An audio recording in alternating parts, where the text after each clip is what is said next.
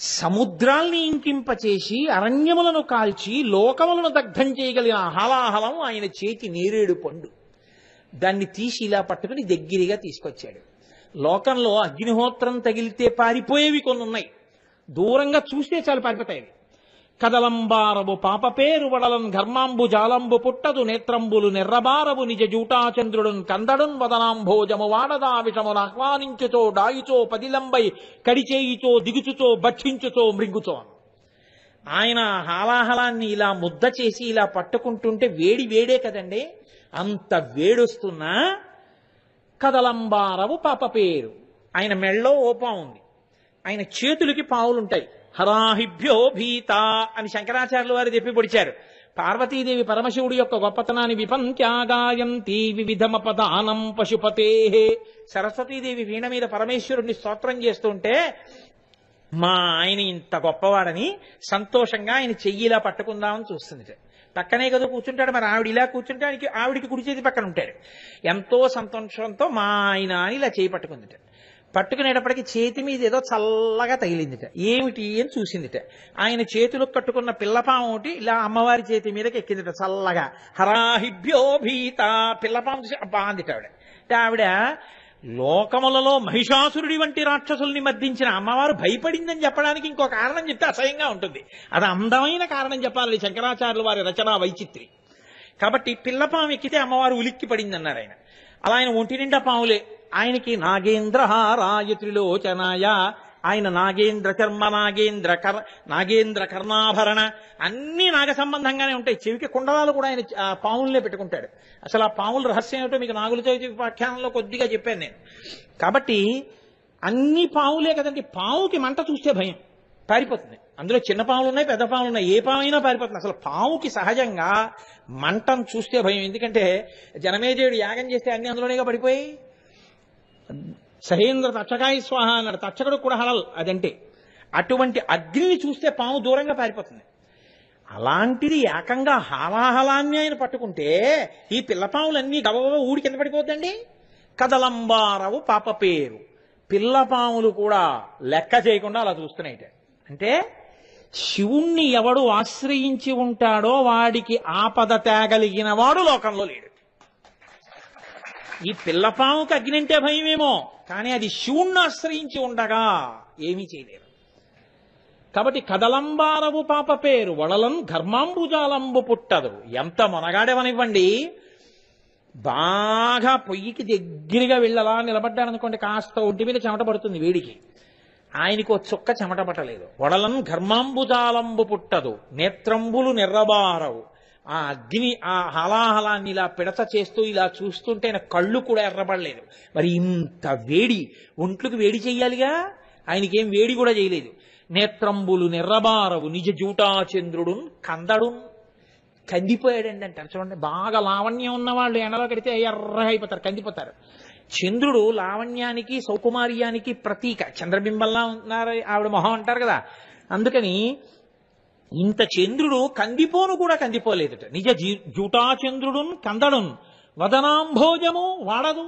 ఆయన ముఖం తామరపువ్వులా ఉంటుంది.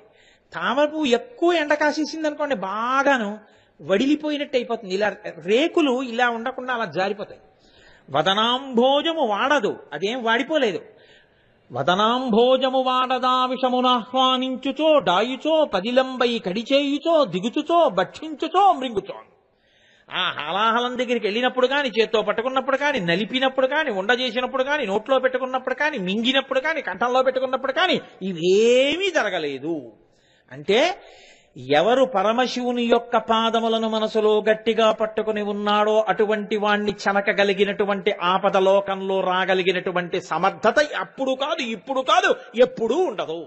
అంతటి మహానుభావుడు పరమశివుడు. ఆయన పాదములంటే అంత గొప్పవి. కాబట్టి ఇప్పుడు ఆయన ఉదరము లోకంబులకును సదనంబకు తెరిగి శివుడు చటుల విషాగ్నిన్ కుదురుకొని కంఠబిలమున పదిలంబుగా నిలిపే సూక్ష్మబల రసముక్రియన్. ఆయన హలాహలాన్ని తీసి నోట్లో పెట్టుకున్నాడు, మింగేద్దాం అనుకున్నాడు. లోకాలన్నీ కడుపులో ఉన్నాయి కాబట్టి ఇప్పుడు మింగాడా లోకాలు కాలిపోతాయి. బయటికి వదలలేదు, లోపలికి మింగలేదు, ఇక్కడ పెట్టుకుని ఉంచుకున్నాడు. ఇక్కడ పెట్టుకుని ఉంచుకుంటే అదేమైంది, హరుడు గలమునందు హాలాహలము పెట్ట కప్పు కలిగి తొడపు తరుణ నొప్పే సాధురక్షణంబె సజ్జనులకు నిన్న భూషణంబు కాదే భువరేంద్ర. తెల్లగా మెరిసిపోతూ ఉండేటటువంటి పరమశివుడి యొక్క కంఠం లోపల హాలాహలం ఉన్న కారణం చేత, దాని కాంతి చేత ఆయన కంఠం కొద్దిగా నల్లటి కాంతిని పొందింది. ఇంత తెల్లటి శివుడి కంఠం మీద నల్లటి కాంతితో కూడినటువంటి, అది కూడా మత్సలా ఉంటుందని మీరు అనుకోవద్దు. అందుకే శ్రీకంఠ అని పేరు ఆయనకి. విషానికి శ్రీ అని పేరు. శోభ, దాని కాంతి లోపల నుంచి ఈయన కాంతితో కలిసి తెలుపు నలుపులు కలిసిన నలుపుగా కంఠం మీద కనబడింది. ఇప్పుడు ఆ కంఠం చూడగానే, తండ్రి మా కోసమని హాలాహలాన్ని ఇక్కడ పెట్టుకున్నావా, మింగకుండా వదలకుండా? ఏది ఒక్క 10 నిమిషాలు ఉమ్మీయకుండా మింగేయకుండా ఏదైనా కంఠంలో పెట్టుకోండి. అప్పటి నుంచి ఇప్పటి వరకు కంఠంలో విషాన్ని పెట్టుకున్నాడు మన కోసం. అటువంటి పరమేశ్వరుణ్ణి స్తోత్రం చేయకపోతే, ఆయనకి నమస్కరించకపోతే, శివలింగానికి అభిషేకం చేయకపోతే, శివాలయంలోకి వెళ్ళకపోతే, శివుడికి నమస్కరించకపోతే, వాడి కన్నా కృతజ్ఞనుడు లోకంలో ఇంకొకడు ఉంటాడా? ఆయన వల్ల బతికి ఆయన్ని విమర్శించినవాడు. అంతటి మహానుభావుడు పరమశివుడు అంటే. కాబట్టి ఆయనకి నీలకంఠ అని బిరుదొచ్చింది.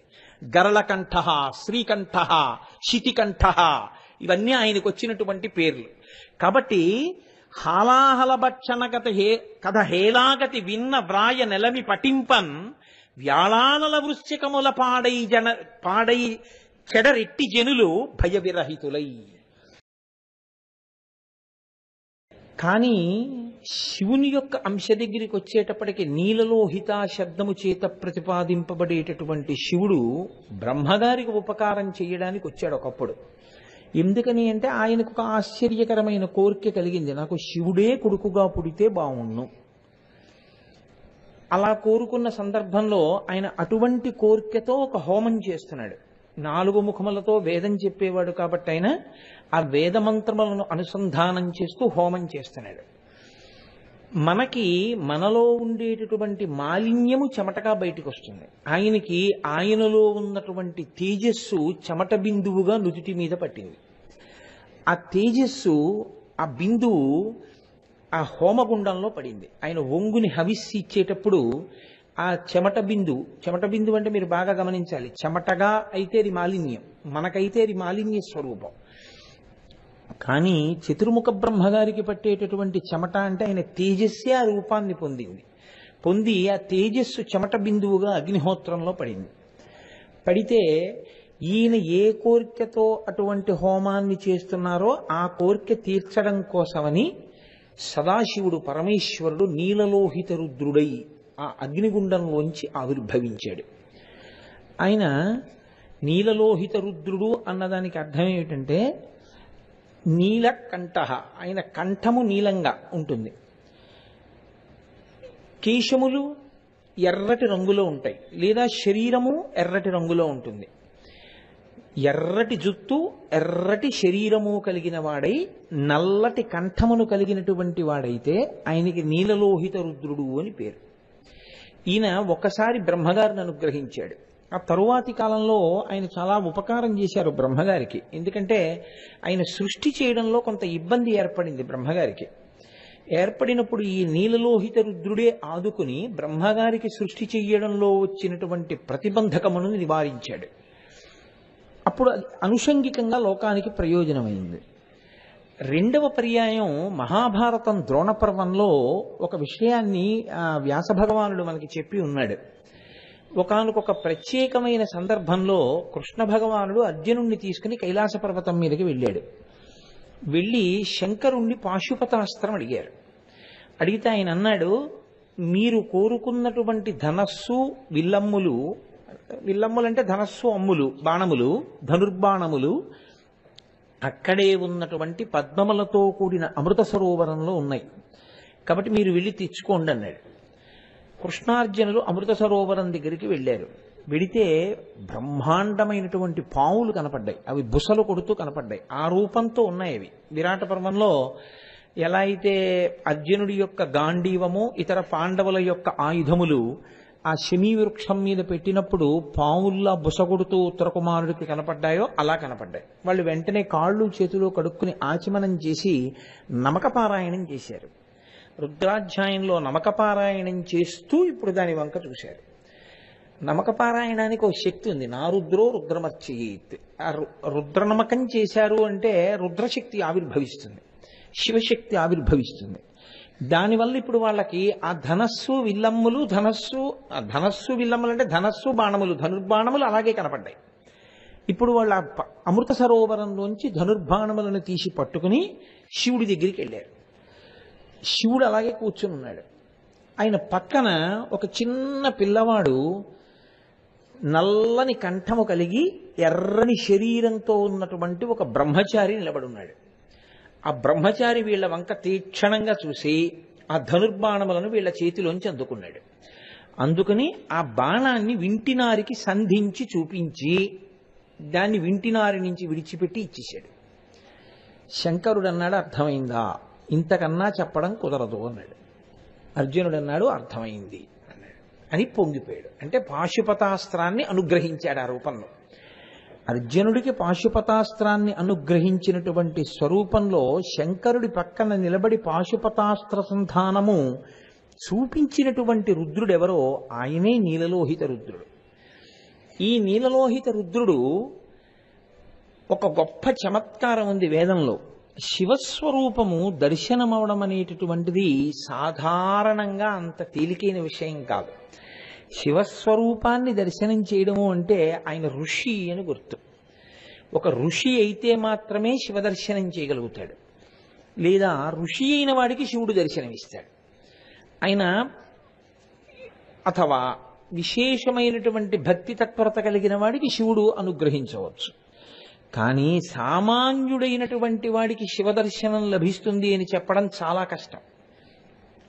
కానీ ఒక్క నీలలోహిత రుద్రుడు మాత్రం ప్రతిరోజు కనపడతాడు. సూర్యాస్తమయ సమయంలో కనపడతాడు, సూర్యోదయ సమయంలో కనపడతాడు. ఈయన మంగళప్రదుడు. ఈయన యందు ఒక గొప్ప శక్తి ఒకటి ఉంటుంది, దిశానిర్దేశాన్ని చేస్తాడు ఆయన. మీ జీవితానికి గమ్యాన్ని నిర్ణయిస్తాడు. ఈయన్ని ఎవరు చూడవచ్చు అని అడిగింది వేదం. అసౌ యో వసర్పతి నీలగ్రీవో విలోహిత ఉతైనం గోపా అదృశన్ను దృశన్ను దహార్య అంది. అంటే ఏమీ తెలియకుండా కేవలం చెరువు దగ్గరికి, కాలవ దగ్గరికి, ఏటి దగ్గరికి వెళ్ళి కడవలలో నీళ్లు తెచ్చుకునేటటువంటి సామాన్యమైన స్త్రీల దగ్గర నుంచి మేకల్ని, గొర్రెల్ని, ఆవుల్ని కాసుకునేటటువంటి గోపాల బాలుర వరకు అందరికీ మాంసనేత్రమునకు దర్శనమిస్తాడు. ఒక్క నీలలోహిత రుద్రుడు అంటే సర్వమంగళప్రదుడైనటువంటి ఆ శివుడు ప్రతిరోజు సూర్యోదయంలో, సూర్యాస్తమయంలో కనపడతాడు. ఆయన్ని చూడడం మీకు చేత కావాలి. 2, నీలలోహిత రుద్రుని యొక్క ప్రయోజనం ప్రత్యేకంగా శృతిలో ఒకటి ఉంది. ఆయన ఒక గొప్ప అనుగ్రహాన్ని ఇస్తాడు. ఆయన గురించి వినడం కానీ, ఆయన గురించి చదవడం కానీ, ఆయన గురించి తెలుసుకోవడం కానీ చాలా గొప్ప శక్తినిస్తాయి. వేదము మనకి ప్రమాణము. వేదము ఎంత గొప్ప మాట చెప్తుందంటే, ఇది విన్న తరువాత మీకు శివదర్శనం రేపు ఉదయమే మీరు చేసుకోవచ్చు. శివుడు అలా చూడమనే కనపడతాడు. అలా కనపడే శివుణ్ణి మీరు రేపు ఉదయం చూడొచ్చు, రేపు సాయంకాలం చూడొచ్చు, కాదు ఊపిరున్నంత కాలం చూడొచ్చు. అలా ఎవరికైనా చూడడం అలవాటైతే మాత్రం వాళ్ళ జీవితం కొత్త దిశ వైపు తిరిగేటట్టుగా శివుడే కర్తవ్యాన్ని స్వీకరిస్తాడు. ఆయనే తిప్పుతాడు వాళ్ళ జీవితాన్ని. అంత ఉత్కృష్టమైనటువంటి స్వరూపం నీలలోహిత స్వరూపం. ఆ నీలలోహిత స్వరూపానికి చాలా దగ్గర నామమేమి శ్రీకంఠ, అదే శితికంఠ. కాబట్టి నేను ఈ 3 నామములను సమన్వయం చేస్తున్నాను ఇవాళ. ఈ 3 నామాలని కలిపి మీకు చెప్తున్నాను. అంటే ఇప్పుడు నేను ఉపన్యాసం పూర్తి చేశాక ఈ 3 నామములను మీకు చెప్పేసినట్టే. లేదు, హర కూడా కలిపేస్తున్నాను, 4 నామములు కలుపుతున్నాను. ఎందుచేత నేను ఇలా చేస్తున్నాను అంటారేమో. నేనేదో నామములను పూర్తి చేయడం నా ఉద్దేశ్యం కాదు. అసలు శాస్త్రంలో గొప్ప రహస్యం ఏమిటో తెలుసా అండి? మీరు 108 నామముల యొక్క అర్థాన్ని ఒక తత్వాన్ని తెలుసుకున్న తర్వాత మీరు ఏ నామానికి ఆ నామాన్ని చదవడం కాదు.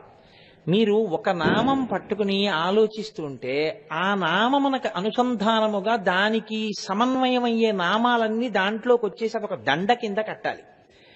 ఇప్పుడు 108 నామములను ఎన్ని దండలుగా మీరు కట్టి ఈశ్వరుడు యొక్క మెళ్ళో వేయగలిగితే అవి మీరు వేసే నిజమైన రుద్రాక్షమాలలు, అవి మీరు వేసే నిజమైన తుమ్మిపూల మాలలు. దానికి పరమశివుడు ఎంతో ప్రీతి చెందుతాడు. ఈ ప్రయోగం చేత మీకు కూడా అది అలవాటు అవుతుంది. రేపు లలితా సహస్రం కానివ్వండి, విష్ణు సహస్రం కానివ్వండి, అలా దండ కట్టడం వస్తేనే మీకు నిజంగా అసలు సహస్రం అర్థమైంది అని గుర్తు, ఆ అష్టోత్తరం అర్థమైంది అని గుర్తు. లేకపోతే ఏమవుతుందంటే అది నామస్థాయిలోనే ఉండిపోతుంది. కొన్ని పేర్లని మీరు కంఠగతం చేసినట్లు అవుతుందంటే, నేను చూడండి 3 నామములను కలుపుతున్నానని హరహ కూడా కలుపుతున్నానన్నాను. ఎలా అన్నాను అంటే హరనామం ఇందులోకి తేవచ్చు, కుదురుతుంది అన్న స్ఫురణ ఒకటి నాకు కలిగితే కదూ నేను ఆ మాట అన్నాను. ఇప్పుడు మీరు ఉపన్యాసం అయిన తర్వాత మీరు ఇంటికి వెడుతూ ఇంకొకటి ఆలోచించవచ్చు, దీనిలోనికి ఇంకొక నామం కూడా వస్తుంది, చేర్చుకోవచ్చు అని. అలా 108 కలిపేయచ్చు కూడా, కలిపేసి ఆ దండ చేసేయచ్చు. అది మీరు ఎంత బాగా దండలు కట్టగలిగితే అంత గొప్పగా మీరు ఆ అనుభవాన్ని పొందుతారు. అందులో మీ మనసు పూనికని పొందుతుంది. కాబట్టి ఇప్పుడు నీలలోహిత రుద్రుడు బ్రహ్మగారిని అనుగ్రహించడానికి హోమగుండంలోంచి ఆవిర్భవించినవాడు. ఆవిర్భవించినవాడు అంటే అంతకుముందు లేనివాడు అని మాత్రం మీరు అనుకోకూడదు. అది శివుడే ఆ రూపంతో వచ్చాడు. ఆయనే కృష్ణార్జునులను పాశుపతాస్త్రంతో ఒక బ్రహ్మచారి రూపంలో అనుగ్రహించాడు. ఆ శివుడే, ఆ నీలలోహిత రుద్రుడే లోకమునంతటినీ కూడా ఒక పెద్ద ఉపద్రవంలోంచి రక్షించాడు. అయితే ఇది మీరు అనుసంధానం చేసుకుంటే మాత్రం, ఇప్పుడు చెప్పబోయే వృత్తాంతాన్ని మీరు అనుసంధానం చేస్తే నీలలోహిత రుద్రుణ్ణి మీ జీవితంలో ప్రతి క్షణం ఎలా ఉపయోగించుకోవచ్చో, మీ మనసుకు ఆయన ఎలా ఉపకారం చేస్తారో మీకు అర్థమవుతుంది. అది మీరు పట్టుకోగలిగారనుకోండి, మీ జీవితానికి ఉండేటటువంటి గమనము వేరు, మీ జీవితంలో వచ్చేటటువంటి అభ్యున్నతి వేరు. అది కేవలం శివుడి యొక్క వైభవం, ఆయన ఈ పని చేశాడు అని మాత్రమే మీరు అనుకుని విడిచిపెట్టగలిగారు అనుకోండి, అప్పుడు ఏమవుతుందో తెలుసా అండి, అది కాలమునందు జరిగిన ఒక సంఘటన. మీరు తేడా పట్టుకోగలిగారో లేదో, శివుడు ఈ పని చేశాడు అని నేను అన్నాను అనుకోండి, ఓహో శివుడు అంత గొప్ప పని చేశాడు అని మీరు అనుకుని నేను అనుకుని వెళ్ళిపోయాం అనుకోండి, అప్పుడు అది భూతకాలమునందు అంటే గడిచిపోయిన కాలంలో జరిగినటువంటి ఒక గొప్ప సంఘటన. అయితే అలా స్మరించడం తప్ప అంటే ఒక్కనాటికి తప్పు కాదు, చాలా మంచి పని. కానీ అది మీకు ప్రతి క్షణం ఎలా ఉపయోగపడుతుంది అన్నదాన్ని కూడా మీరు అనుసంధానం చేసుకోవడం మీకు వచ్చిందనుకోండి, అప్పుడు మీ జీవితానికి ఉండేటటువంటి దిశానిర్దేశం వేరుగా ఉంటుంది. మీరు లోపల మిమ్మల్ని మీరు పరిశీలించుకోవడం మీకు అలవాటు అవుతుంది. అదే మనుష్య జన్మ యొక్క ప్రయోజనాన్ని సాధిస్తుంది. కాబట్టి ఇప్పుడు మీరు కొంచెం జాగ్రత్తగా వినే ప్రయత్నం చెయ్యండి. ఈ నీలలోహిత శబ్దం ఎక్కడి నుంచి ఎక్కడి వరకు వెడుతుందో నేను మీకు కొంచెం వివరణ చేసేటటువంటి ప్రయత్నం శివానుగ్రహంతో చేస్తాను. ఒకానొకప్పుడు దేవతలందరూ కలిసి పాలసముద్రాన్ని చిలికారు. అది లోకోపకారం. ఎందుకు లోకోపకారం అని నేను అంటున్నానంటే, వాళ్ళు చిలకడం లోకోపకారం అని నేను అంటలేదు. ఆ వాళ్ళు చిలికినప్పుడు వచ్చిన ప్రమాదాన్ని శివుడు గట్టెక్కించడం లోకోపకారం. ఎలాగో తెలుసా అండి, వాళ్ళెందుకు చిలికారు పాలసముద్రాన్ని? అమృతం కోసం వాళ్ళు చిలికారు. అన్యథా వాళ్ళు ఇంకొక వస్తువుని కోరుకున్నవారు కారు. అమృతం కోసం చిలికితే అనుషంగికంగా కొన్ని వస్తువులు వచ్చాయి. వాళ్ళు ఇవి భరించగలం మనం అని వాళ్ళు అనుకున్నప్పుడు వాళ్లే భరించారు, వాళ్లే స్వీకరించారు. ఒక్కదాని విషయంలో భరించలేము అన్న మాట వాళ్ళు అనలేదు, వాళ్ళు చర్చించుకోలేదు. మీరు బాగా పట్టుకోలుసుకోండి నేను చెప్పే విషయాన్ని. వాళ్ళు ఇది మేము భరించలేము, ఇది మా వల్ల కాదు అన్న మాట చెప్పడం వాళ్ళకి ఎప్పుడు వచ్చిందో తెలుసా అండి? కైలాసం చేరాకే. అప్పటి వరకు వాళ్ళు చేసింది ఏంటంటే పారిపోవడం ఒక్కటే. దాన్ని ఉపద్రవము అంటారు. ఉపద్రవము వ్యక్తి స్థాయిలో ఉంటుంది, ఉపద్రవము లోకస్థాయిలో ఉంటుంది.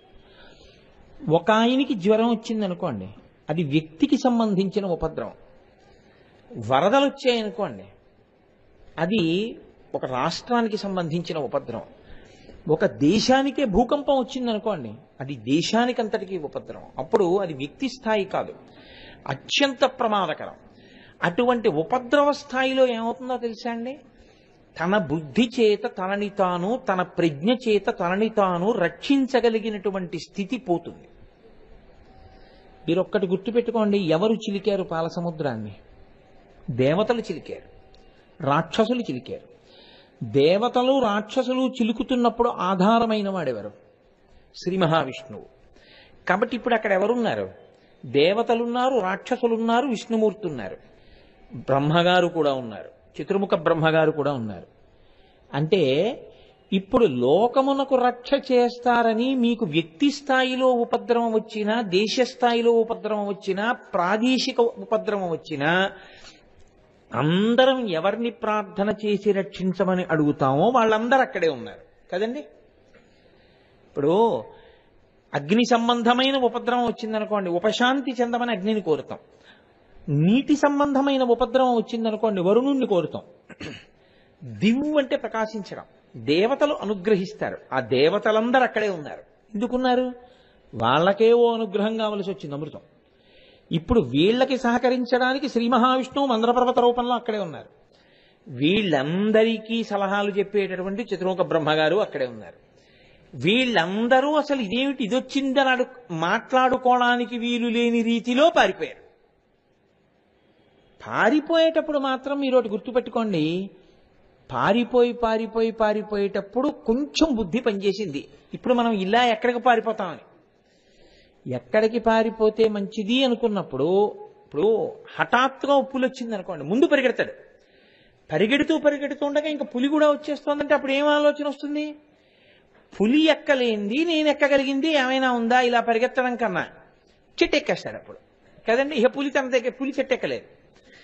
అలా వాళ్ళకి పరిగెడుతున్నప్పుడు వచ్చింది ఆలోచన, మనందరినీ రక్షించే స్థానం ఏదైనా ఉందా అంటే, ఇప్పుడు మీరు ఒకటి గుర్తు పెట్టుకోవాలి, క్షీరసాగర మథనంలో సమస్త దేవతలకు, సమస్త రాక్షసులకు, విష్ణువుకు, బ్రహ్మకు కూడా రక్షక స్థానం ఏదో అక్కడికి వాళ్ళందరూ చేరినారు కదా. అది నిర్ద్వంద్వం ఇంకా అందులో. కాబట్టి అందరూ అక్కడికే పరిగెత్తారు. కాబట్టి పాలసముద్రాన్ని చిలుకుతున్నప్పుడు ఏమైంది? అది నీలలోహిత రుద్రుడి యొక్క వైభవం. దాన్ని వేదం స్తోత్రం చేస్తుంది. అందుకని అభిషేకం అంత గొప్పదైపోయింది. అందులో అంటారు ఆయన, ఆ పాలవెల్లి లోపల అప్పటికప్పటికి మందరాగము తిరిగెన్, చప్పుడు నిండెన జాండము చెప్పిడిదేమదుని చెవులు చిందరగొనియన్. ఆ మందర పర్వతానికి వాసుకిని చుట్టారు. చుట్టి పాలసముద్రంలో దించి దేవతలు రాక్షసులు కలిపి పట్టుకుని తిప్పుతున్నారు. ఆ చిలుకుతున్నప్పుడు మామూలుగా అది ఒక పెరుగు కుండ అనుకోండి, చప్పుడు వస్తుంది. ఎందుకు చప్పుడు వస్తుందంటే పెరుగు గట్టిగా ఉంటుంది. లేదు అది మజ్జిగైనా సరే, కవ్వం తిరుగుతున్నప్పుడు చర్ చస్ చర్ చస్ అని యోషా గణీన వరదగ్ని విమధ్యమాని ఘోషాలయేషు దిమంధన తీవ్ర ఘోషా రోషాత్ కలింబి దదతే కకుభశ్చ కుంభా శ్రీవేంకటాచలపతే తవ సుప్రభాతం అంటాం. ఆయన నేను కృష్ణుడిని కదా చెప్పుకున్నాడు భవిష్యోత్తర పురాణంలో. ఆయన చెప్పినప్పుడు ఆ పద్మావతీదేవి చిలికెత్తెలతో చెప్తూ, జనకో వసుదేవశ్చ దేవకీ జననీ మమ, అలాగే నాకు సోదరుడు శ్వేతకేశశ్చ సుభద్ర భగినీ మమ అని చెప్పుకున్నాడు ఆయన. నాకు తల్లి దేవకీదేవి, తండ్రి వసుదేవుడు, నా తోడ పుట్టినవాడు బలరాముడు, నా చెల్లెలు సుభద్ర అని చెప్పాడు. అంటే వెంకటేశ్వర అవతారము ఆయనే చెప్పుకుంటే ఆయన ఎవరినని చెప్పుకున్నాడు? కృష్ణుండని చెప్పుకున్నాడు. ఒకటే కారణం ఏమిటి అంటే, యశోదకు వరం ఇచ్చాడు, వచ్చే జన్మలో నువ్వే నా పెళ్లి చేస్తావని. పద్మావతి శ్రీనివాసుల కళ్యాణం వకుళమాత చెయ్యాలి, ఆవిడ వకుళమాతగా వచ్చింది. అందుకని నేను కృష్ణుండని చెప్పాడు ఆయన. కృష్ణుడు అని చెప్పుకున్న వెంకటేశ్వరుడు నిద్ర లేవలేదు అని అనిపించింది అనుకోండి, ఆయన నిద్రపోడు, అలా మీకు అనిపించింది అనుకోండి, గుర్తు చేస్తాం. ఏమని గుర్తు చేస్తాం? యోషాగణేన వరదగ్ని విమధ్యమానే ఘోషాలయేషు మంధన తీవ్ర ఘోషాః రోషాత్ కలిం విదతతే కకుభశ్చ కుంభాః. ఆ పెరుగు కుండలలో గోపకాంతలు కవ్వాన్ని దింపి తిప్పుతున్నప్పుడు వాళ్ళ గాజుల గలగలలు, ఆ పెరుక్కి కవ్వానికి మధ్య రాపిడిలో వచ్చినటువంటి శబ్దము నీకు వినపట్టలేదా స్వామి? లే అంటే కృష్ణావతారం తన బాల్యం వైభవం జ్ఞాపకం వచ్చి చటుక్కొని నిద్రలేస్తాడు. కాబట్టి ఆ తిప్పితే శబ్దం వస్తుంది. ఆ చల్ల చేసేటప్పుడు చల్ల చేస్తేనే అంత చప్పుడు వస్తే, పాల సముద్రంలో మందర పర్వతాన్ని పెట్టి తిప్పితే ఎంత చప్పుడు వస్తుంది? యోగ సమాధిలో ఉన్నటువంటి బ్రహ్మగారు ఉలిక్కిపడ్డారు. ఉలిక్కిపడి ఆయన వచ్చారు. వచ్చి, ఏమిట్రా ఈ చప్పుడు? అదుని చెవులు చిందరగునియన్, మాట వినపట్టలేదుట. అంత పర్వతం తిరుగుతోంది కదండి, ఏమిట్రా ఈ అల్లరంతా అని ఆయనకే చెవులు చిల్లులు పడిపోయినట్టుగా అనిపించి అంత చప్పుడు వస్తుంటే ఆయన కూడా అక్కడికి వచ్చాడు. తీరా వాళ్ళు మందర పర్వతాన్ని పెట్టి పాల సముద్రాన్ని చిలికి అమృతాన్ని పొందుదామనుకున్న క్షణంలో ఆలోల జలధి లోపల నాలో నహి విడచి అసురుల బరపన్ గీలా కోలాహలమున హాలాహల విషము పుట్టె అవనీనాథ. ఆలోల జలధి లోపల నాలో నహి విడచి సురల నసురుల పరవన్. పరవన్ అంటే వాళ్ళు పరిగెత్తారు. ఎవరు? సురల అసురుల. అందులోంచి పాల సముద్రంలోంచి అకస్మాత్తుగా పుట్టినటువంటి భయంకరమైనటువంటి హాలాహలమనేటటువంటి విషజ్వాలకి వాళ్ళు ఇంకా మాట్లాడుకోవడానికి ఏం వాళ్ళకి అవకాశం లేదు. దేవతలు రాక్షసులు కూడా ఒక్కసారి పరిగెత్తడం మొదలెట్టారు. సురల నసురుల బరవన్ గీలా కోలాహలమున హాలాహల విషము పుట్టె అవనీనాథ. పరీక్షిత్తుకి చెప్తున్నారు మహానుభావుడు శుకుడు. అవనీనాథ అంటే, ఓ రాజా, పాల సముద్రాన్ని చిలికినప్పుడు అంత భయంకరమైనటువంటి శబ్దముతో హలాహలం పుట్టింది. ఇప్పుడు ఆ హలాహలానికి ఉన్న శక్తి ఏమిటో తెలుసా అండి? హాలాహలమునందు కాంతి ఉంది, హాలాహలమునందు ధ్వని ఉంది, హాలాహలమునందు గమనమున్నది. మూడింటితో వచ్చింది అది. దాని కాంతి ప్రళయకాలమునందు పడేటటువంటి పిడుగుల యొక్క ధ్వని ఎలా ఉంటుందో దానికి 1,00,000 రెట్ల ధ్వనితో పైకి లేచింది.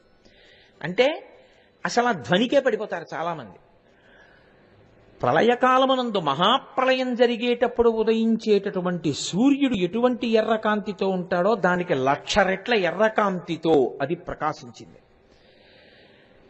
ఎంత విపరీతమైన వేగంతో బయలుదేరిందంటే, అది పాల సముద్రంలోంచి పైకి దూకింది. దూకి అది అరణ్యాల మీద వెడితే ఇంక అరణ్యం లేదు, అది సముద్రం మీద కడితే సముద్రం లేదు, ఇంకిపోయి భూమి అయిపోయింది. అది ఒక భూభాగం మీదకి వస్తే ఆ భూభాగం మీద ఇంక ఇళ్ళు కాని, వాకిళ్ళు కాని, మనుషులు కాని, పశువులు కాని ఏమీ లేవు. శ్మశానం, బూది కుప్ప అయిపోయింది. ఇలా అది వెడుతోంది. అంటే ఇప్పుడు మీరు ఒకటి గమనించాలి, అది ప్రత్యేకంగా ఏం చంపక్కర్లేదు, అది అలా వెళ్ళిపోతుంటే చాలు. అది అలా వెళ్ళిపోతుంటే దాని కింద పడ్డారనుకోండి అంతే, ఇంకా మళ్ళీ ఆ నామరూపాలేం ఉండవు. అంత భయంకరమైన అగ్ని. ఇప్పుడు దీనికి దొరకకూడదు, దొరకకుండా పారిపోవాలి. కాబట్టి ఇప్పుడు వాళ్ళందరూ పారిపోయారు. ఎవరెవరు ఉన్నారు పారిపోయిన వాళ్ళల్లో? ఎవరెవరు పాల సముద్రాన్ని చిలికేటప్పుడు ఉన్నారో వాళ్ళందరూ ఉన్నారు పారిపోయిన వాళ్ళలో. అందరూ ఎక్కడికి పారిపోయారు? శని కైలాసముజొచ్చి శంకరుని వాసద్వారముంజేరి ఈశుని దవ్వారికు లడ్డుపడ్డ చను మంచుంజొచ్చి కుయ్యో మొర్రో విను మాలింపుము చిత్తగింపుము దయన్ వీక్షింపుమన్ సంభుజానన ముఖ్యుల్కని రక్తరక్షణ కళా సంరంభునిన్ శంభునిన్ అన్నారు. వాళ్ళు శని కైలాసముచ్చొచ్చి, వాళ్ళు కైలాస పర్వతం దగ్గరికి వెళ్ళి ఏదో అత్యంత వినయంతో వెళ్ళి అమలం కమలోద్భవ గీత గుణం సమతం సమతాసురనాశకరం రమణీయ రుచిం కమనీయతనం నమస్సాంబ శివం నతపాపహరం అంటూ ఏం నించోలేదు. వాళ్ళు పరిగెత్తుకుంటూ వెళ్ళి కైలాస పర్వతంలో ఉన్నటువంటి పరమశివుని యొక్క హర్మ్యమునందు దూరిపోయారు. ఒకడొస్తే ద్వారపాలకులు అడ్డు పెడతారు, ఇద్దరు వస్తే అడ్డు పెడతారు, 100 మంది వస్తే అడ్డు పెడతారు. చతుర్ముఖ బ్రహ్మగారితో సహా, శ్రీ మహావిష్ణువుతో సహా అందరూ ఆ శూలాలు తోచేసి లోపలికి దూరిపోతుంటే వాళ్ళు ఏం చేస్తారు? ఈశుని దవ్వారికు లడ్డుపడ్డా అంతమంది పారిపోయి వచ్చేస్తుంటే వాళ్ళన్నారు, రే చాలా మంది వచ్చేస్తున్నారు, రండి రండి అన్నారు. మిగిలిన వాళ్ళందరూ వచ్చారు. ఇక్కడ అదేం వెళ్ళడం, ఆగండి ఆగండి, పిలుస్తాం, శంకరుడికి చెప్తాం, మీ అందరు వచ్చారని. ఏమిటి అలా పరిగెడుతున్నారు అని ఆపబోయారు. వాళ్ళు వీళ్ళని తోసేసి లోపలికి వెళ్ళిపోయి, అంటే వాళ్ళకి రక్షక స్థానం అది, అక్కడ ఉన్నాడు రక్షించేవాడు. చని కైలాసము చొచ్చి శంకరుని వాసద్వారముంజేరి, లోపలున్నాడు శంకరుడు, పార్వతీదేవితో కలిసి ఉన్నాడు. అక్కడ దాకా వెళ్ళారు. ఇంకా లోపలికి వెళ్ళిపోకూడదు, బాగుండదు, ఆయన ఆగ్రహిస్తాడు. హాలాహలాన్ని నిర్జించగలిగిన వాడు, స్వీకరించగలిగిన వాడు, తమని రక్షించగలిగిన వాడు లోపల ఉన్నాడు. ఆయనకి ఆగ్రహం వస్తే ఇహ రక్షించేవాడు లేడు. మీరు బాగా పట్టుకోవాలి. అక్కడ హాలాహలము నుండి రక్షించగలిగిన వాడు ఉన్నాడు. ఇప్పుడు అమర్యాదగా లోపలికి వెడితే ఆయనకే కోపం వచ్చిందనుకోండి, ఇహ ఆ పైన రక్షించేవాడు లేడు. కాబట్టి ఆగిపోయారు అక్కడ. ఇప్పుడు ఆయన కోపం రాకూడదు. కాబట్టి చని కైలాసము జొచ్చి శంకరుని వాసద్వారముంజేరి, ఈశుని దవ్వారికు లడ్డుపడ్డ తలమంచుంజొచ్చి, కుయ్యో మొర్రో విను మాలింపుము చిత్తగింపుము దయన్ వీక్షింపుమన్ సంబుజానన ముఖ్యుల్. బ్రహ్మగారితో సహా అందరూ అక్కడ నిలబడి యథార్థంగా తెలుగులో బాగా ఆర్తితో ఉన్నవాడు అనేటటువంటి మాటలనే పద్యంలోకి పడిపోయి, కుయ్యో మొర్రో విను మాలింపుము చిత్తగింపుము దయన్ వీక్షింపుమన్ సంబుజానన ముఖ్యుల్ కనిరర్థరక్షణ కళా సంరంభునిన్ చెంభునిన్. అలా పిలిస్తే వస్తాడా? వచ్చి తీరుతాడు. ఎందుకో తెలుసా? ఆర్తరక్షణ కళా సంరంభునిన్, అది హరహ. నేను అందుకని హర శబ్దం కలుస్తుంది అనడానికి కారణం అది. భక్తానాం ఆర్తి హరతీతి హరహ. భక్తుల యొక్క ఆర్తిని హరించేటటువంటి వాడెవరో ఆయనే హరుడు. కాదు కాదు, లోకములను హరింపచేసేవాడెవరో మహాప్రళయంలో ఆయన హరహ. భక్తుల యొక్క ఇక్కట్లు తీరుస్తాడాయన. కాబట్టి ఆయన ఆర్తరక్షణ కళా సంరంభునిన్. భక్తులు ఆర్తితో పిలిస్తే వచ్చి రక్షించేటటువంటి స్వభావం ఉన్నటువంటి శంకరుడు గబగబా, ఆగు పార్వతి, ఏమిటి ఇంతమంది వచ్చారు అని గబగబా బయటకు వచ్చాడు. బయటకు వచ్చి ఇలా నిలబడ్డాడు. ఆయనకి తెలీదా? ఆయనకి అన్నీ తెలుసు, సర్వజ్ఞ.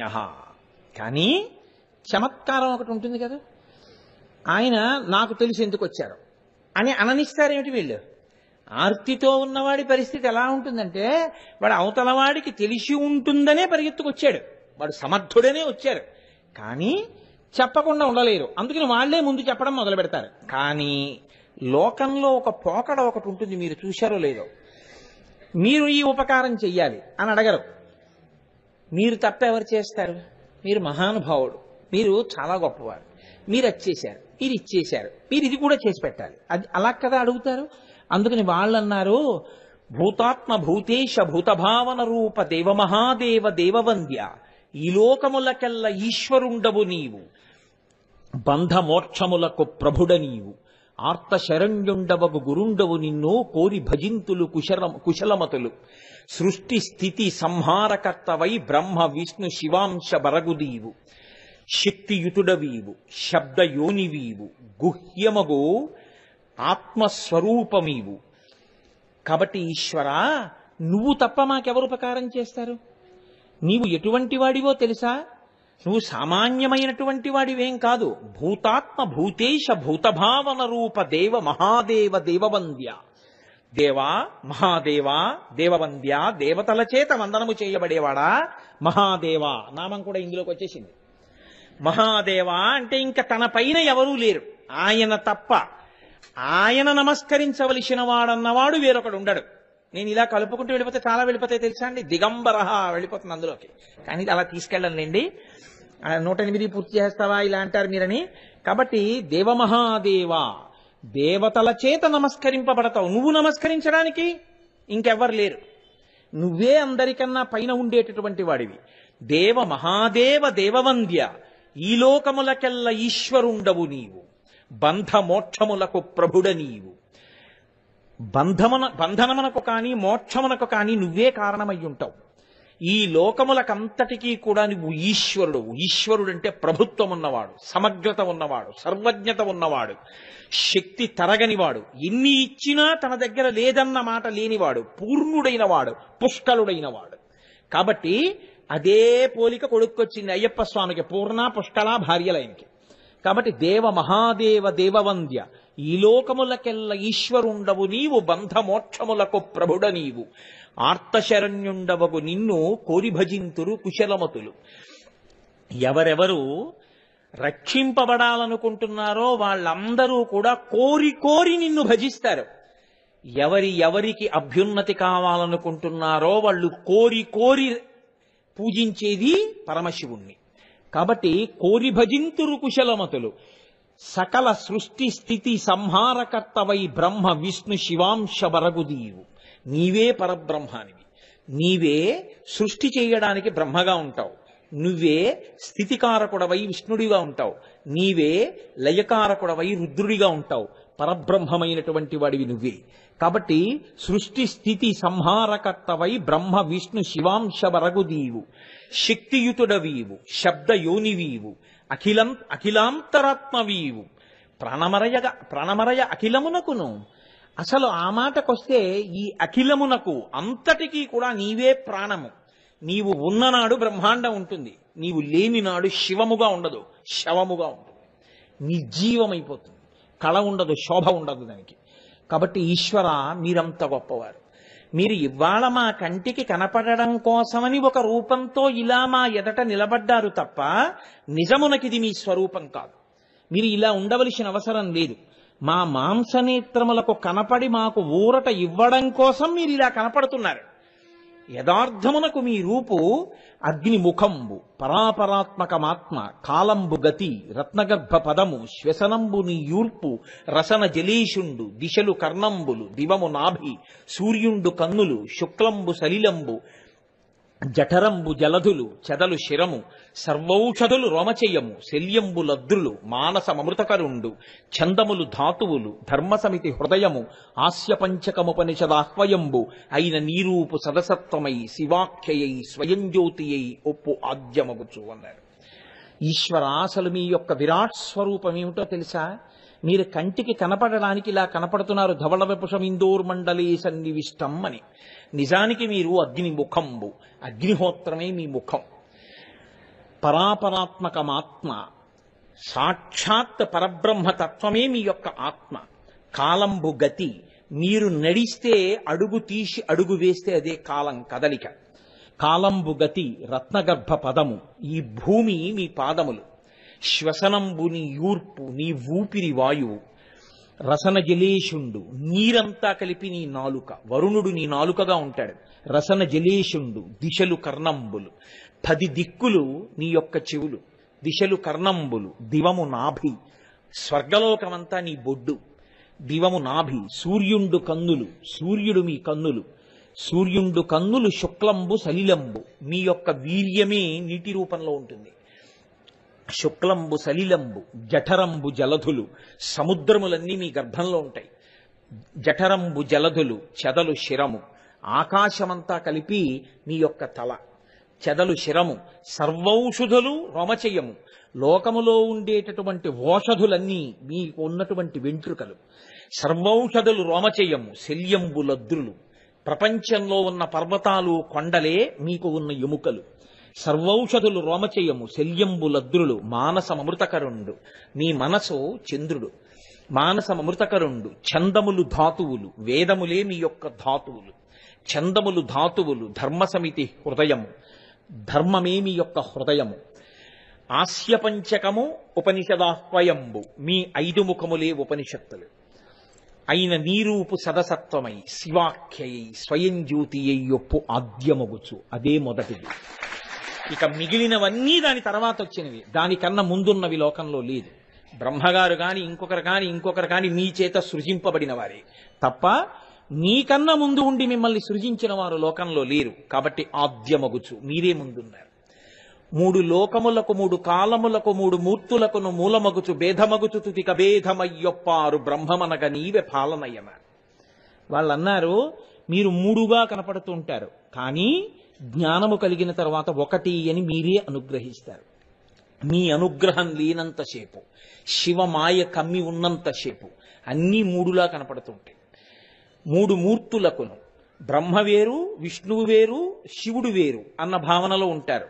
మూడు మూర్తులకు, మూడు కాలములకు, ఒక్క కాలము భూతకాలం, భవిష్యత్కాలం, వర్తమాన కాలంలా కనపడుతుంది. మూడు కాలములకు, మూడు లోకములకు, అధోలోకములు, ఈ లోకము, పై లోకములు అని మూడు లోకములులా కనపడతాయి. మూడు లోకములకు మూలమగుచు, భేదమగుచు, భేదంలా కనపడి అభేదమగుచు తుది కొప్పారు బ్రహ్మమనగ నీవే పాలనయన. చిట్ట చివరికి ఒక్కడవే అయిపోయి ఉండేటటువంటి వాడిగా అనుగ్రహించగలిగినటువంటి స్వరూపము మూడు కన్నులున్నవాడిగా నువ్వే. ఎందుకని ఆ జ్ఞానం ఎక్కడి నుంచి రావాలి? ఆ జ్ఞానము ఆయన మూడవ కంటి మంటలోంచి రావాలి. ఆ మూడవ కన్నే అగ్నిహోత్రం, ఆ మూడవ కన్నే జ్ఞాననేత్రం. ఆయన అనుగ్రహం ఉందా, శివానుగ్రహం ఉందా, జ్ఞాననేత్రం తెరుచుకుంటుంది. జ్ఞాననేత్రం తెరుచుకుందా, అంతట ఉన్నది ఒక్కటే పదార్థం అనేటటువంటి ఎరుక కలుగుతుంది. ఆయన అనుగ్రహము లేదా, ఎప్పుడు అనేకం కనపడుతూ ఉంటాయి. ఎల్ల శరీరధారులకు ఇల్లుని చీకటి నూతి లోపలన్ వీరు నేమనుమతి భ్రమణంబున కిన్నులై భిన్నులై ప్రవర్తిల్లక ఈశ్వరుండు సర్వకళామయమంచు అంటాడు ప్రహ్లాదుడు.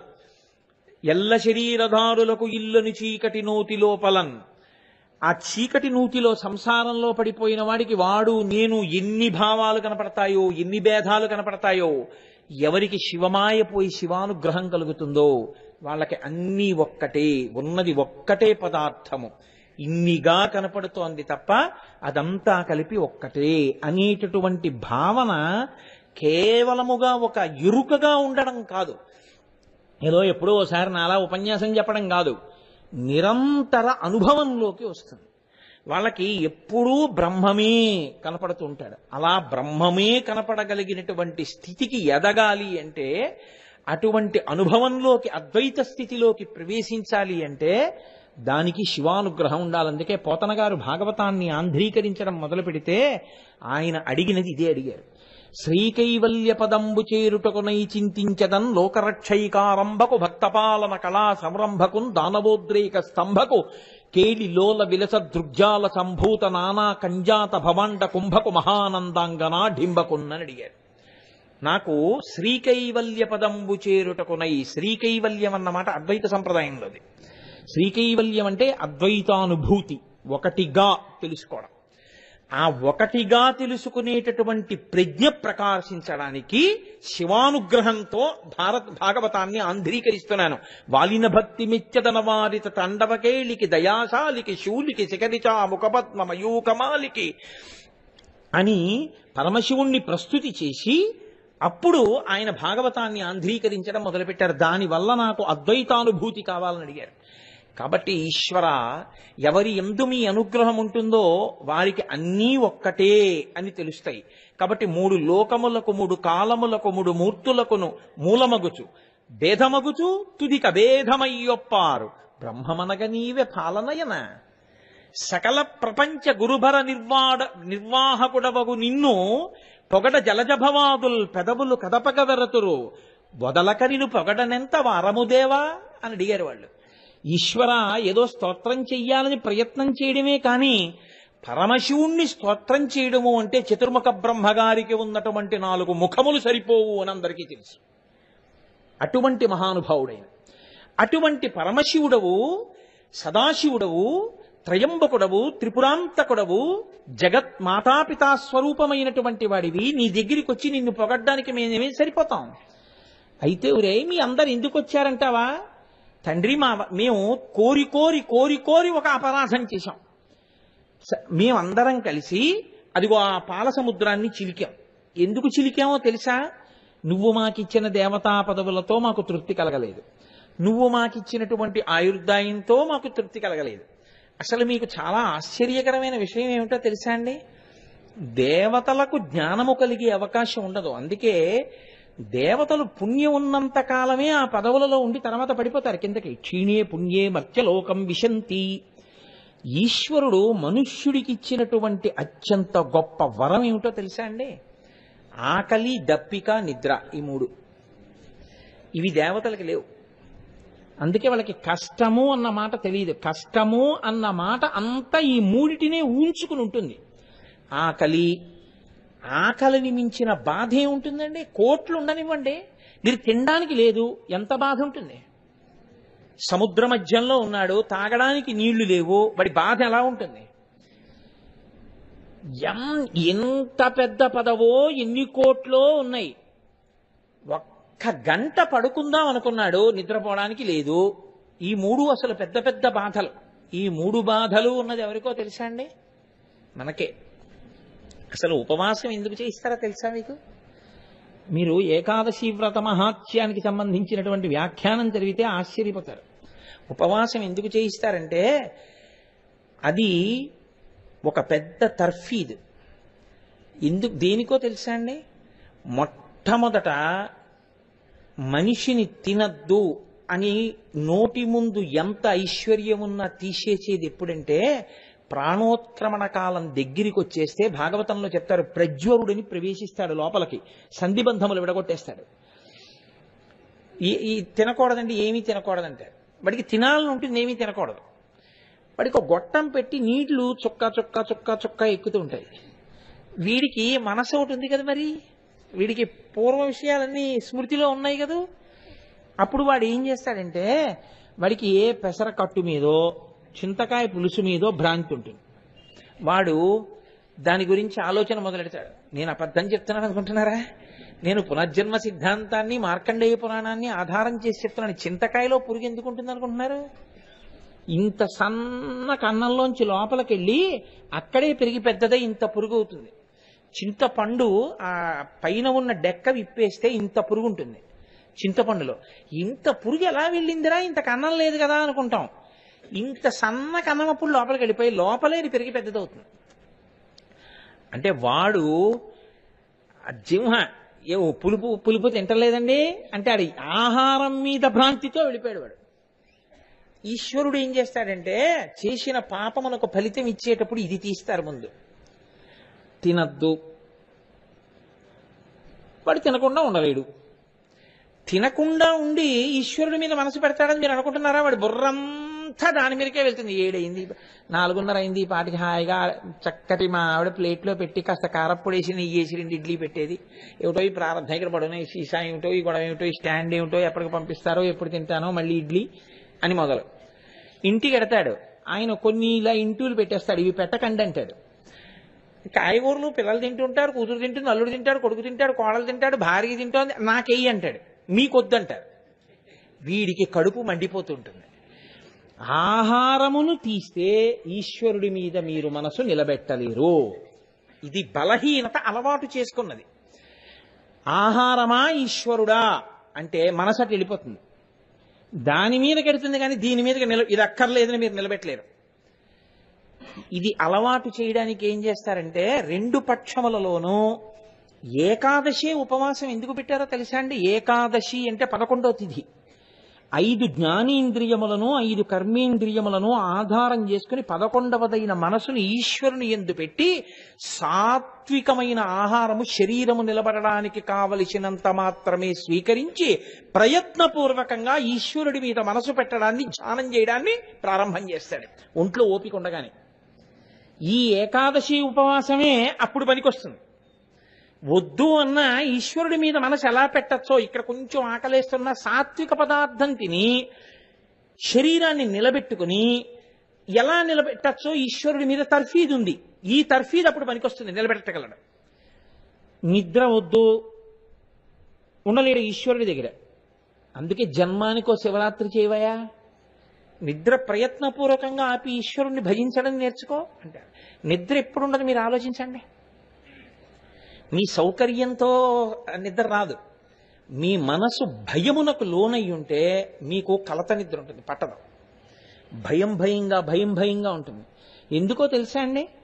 ఎప్పుడూ మీ ఇంటికి వచ్చి మిమ్మల్ని చూసి, మిమ్మల్ని పలకరించి, మీకు ఫోన్ చెయ్యని వాడు కూడా వచ్చి అద్దంలోంచి చూసి వెళ్తున్నాడు అనుకోండి, ఇంటెన్సివ్ కేర్ యూనిట్లో, అనుమానం వచ్చేస్తుంది. అంటే డాక్టర్ గారు అందరినీ పిలిపించేయండి అని చెప్పుంటారు, వీడు కూడా వచ్చేసాడు రోయ్, ఇలా మనం చూడలేదేమిటి చాలా కేసులు అంటే, ఏ 24 గంటలో 48 గంటలో అని చెప్పుంటుంటారు డాక్టర్ గారు అంటే అని. ఆ తర్వాత వీడు అలా వెళ్ళిపోయిన వాళ్ళు, వాళ్ళని తీసుకెళ్ళడం, వాళ్ళతో వెళ్ళడం, వాడి కొడుకు గోవును కూడా దానం చేయకపోవడం, ఇవన్నీ గుర్తొచ్చి నా బతుకేమిటో, సమయం అంతా అయిపోయింది. ఇప్పుడు గుడికి ఎడతావా, గోపురానికి ఎడతావా, ఇప్పుడు శివాలయ పునర్నిర్మాణానికి డబ్బిస్తావా, ఏమిస్తావు? అప్పుడు ఇచ్చేవాడెవడు?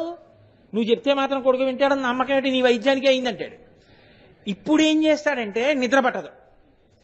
నిద్ర పట్టకపోతే నీరసం వస్తుంటుంది. ఈ నిద్ర పట్టనప్పుడు ఈశ్వరుణ్ణి స్తోత్రం చేయడం వాడు సాధన చేయలేదు.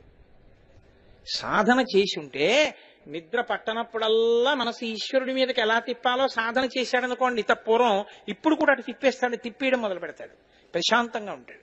అలా ఉండలేని స్థితి వస్తుంది.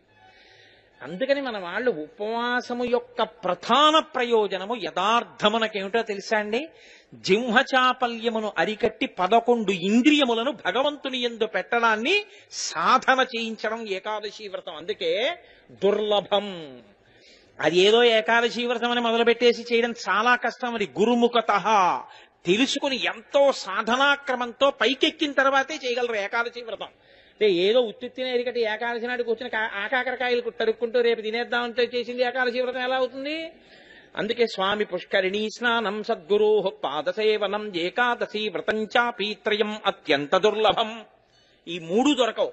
వెంకటాచలంలో స్వామి పుష్కరిణీ స్నానం దొరకదు.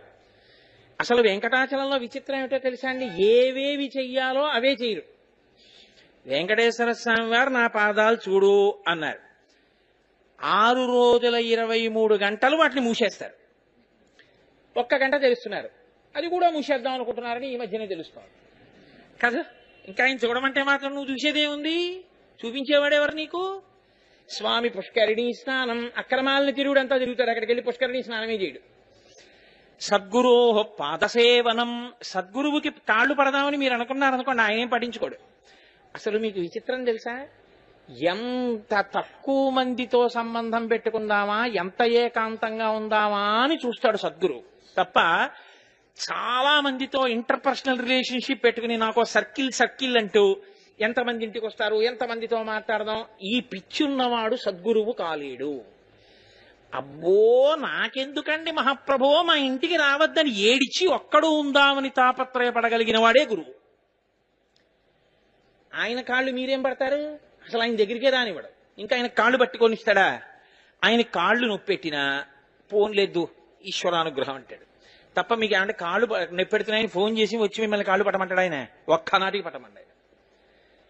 భగవాన్ రమణులు కాళ్ళు చాపు కూర్చున్నారు, వచ్చి గబగబా పడుతున్నారు కొంతమంది. ఓ హైకోర్టు జడ్జి గారు కూడా వచ్చి పడుతున్నారు. పడుతుంటే అన్నారు, ఎందుకు పడుతున్నారు వాటిని అన్నారు. ఆయన అది అనేవారు శరీరాన్ని, నేననేవారు కాదు ఆయన, ఆయన సాక్షి. ఎందుకు అలా పడుతున్నారు వాటిని అన్నారు. అంటే భగవాన్ మీ కాళ్ళు కదా పుణ్యం పడుతున్నా అన్నారు. అంటే ఆయన అన్నారు ఆగండి అని ఆయన ఇలా పడుతున్నారు. పడుతుంటే అదేమిటి భగవాన్ మీరే పట్టుకుంటున్నారు అన్నారు. మీరు అన్నారు కదా పడితే పుణ్యం అని, అందుకని నేను పడుతున్నాను వాటిని అన్నారు. అయ్యయ్యో అదేమిటి భగవాన్ అన్నారు. మరి ఏమిటా పిచ్చి పనులు ఎందుకు వచ్చింది, కూర్చోండి.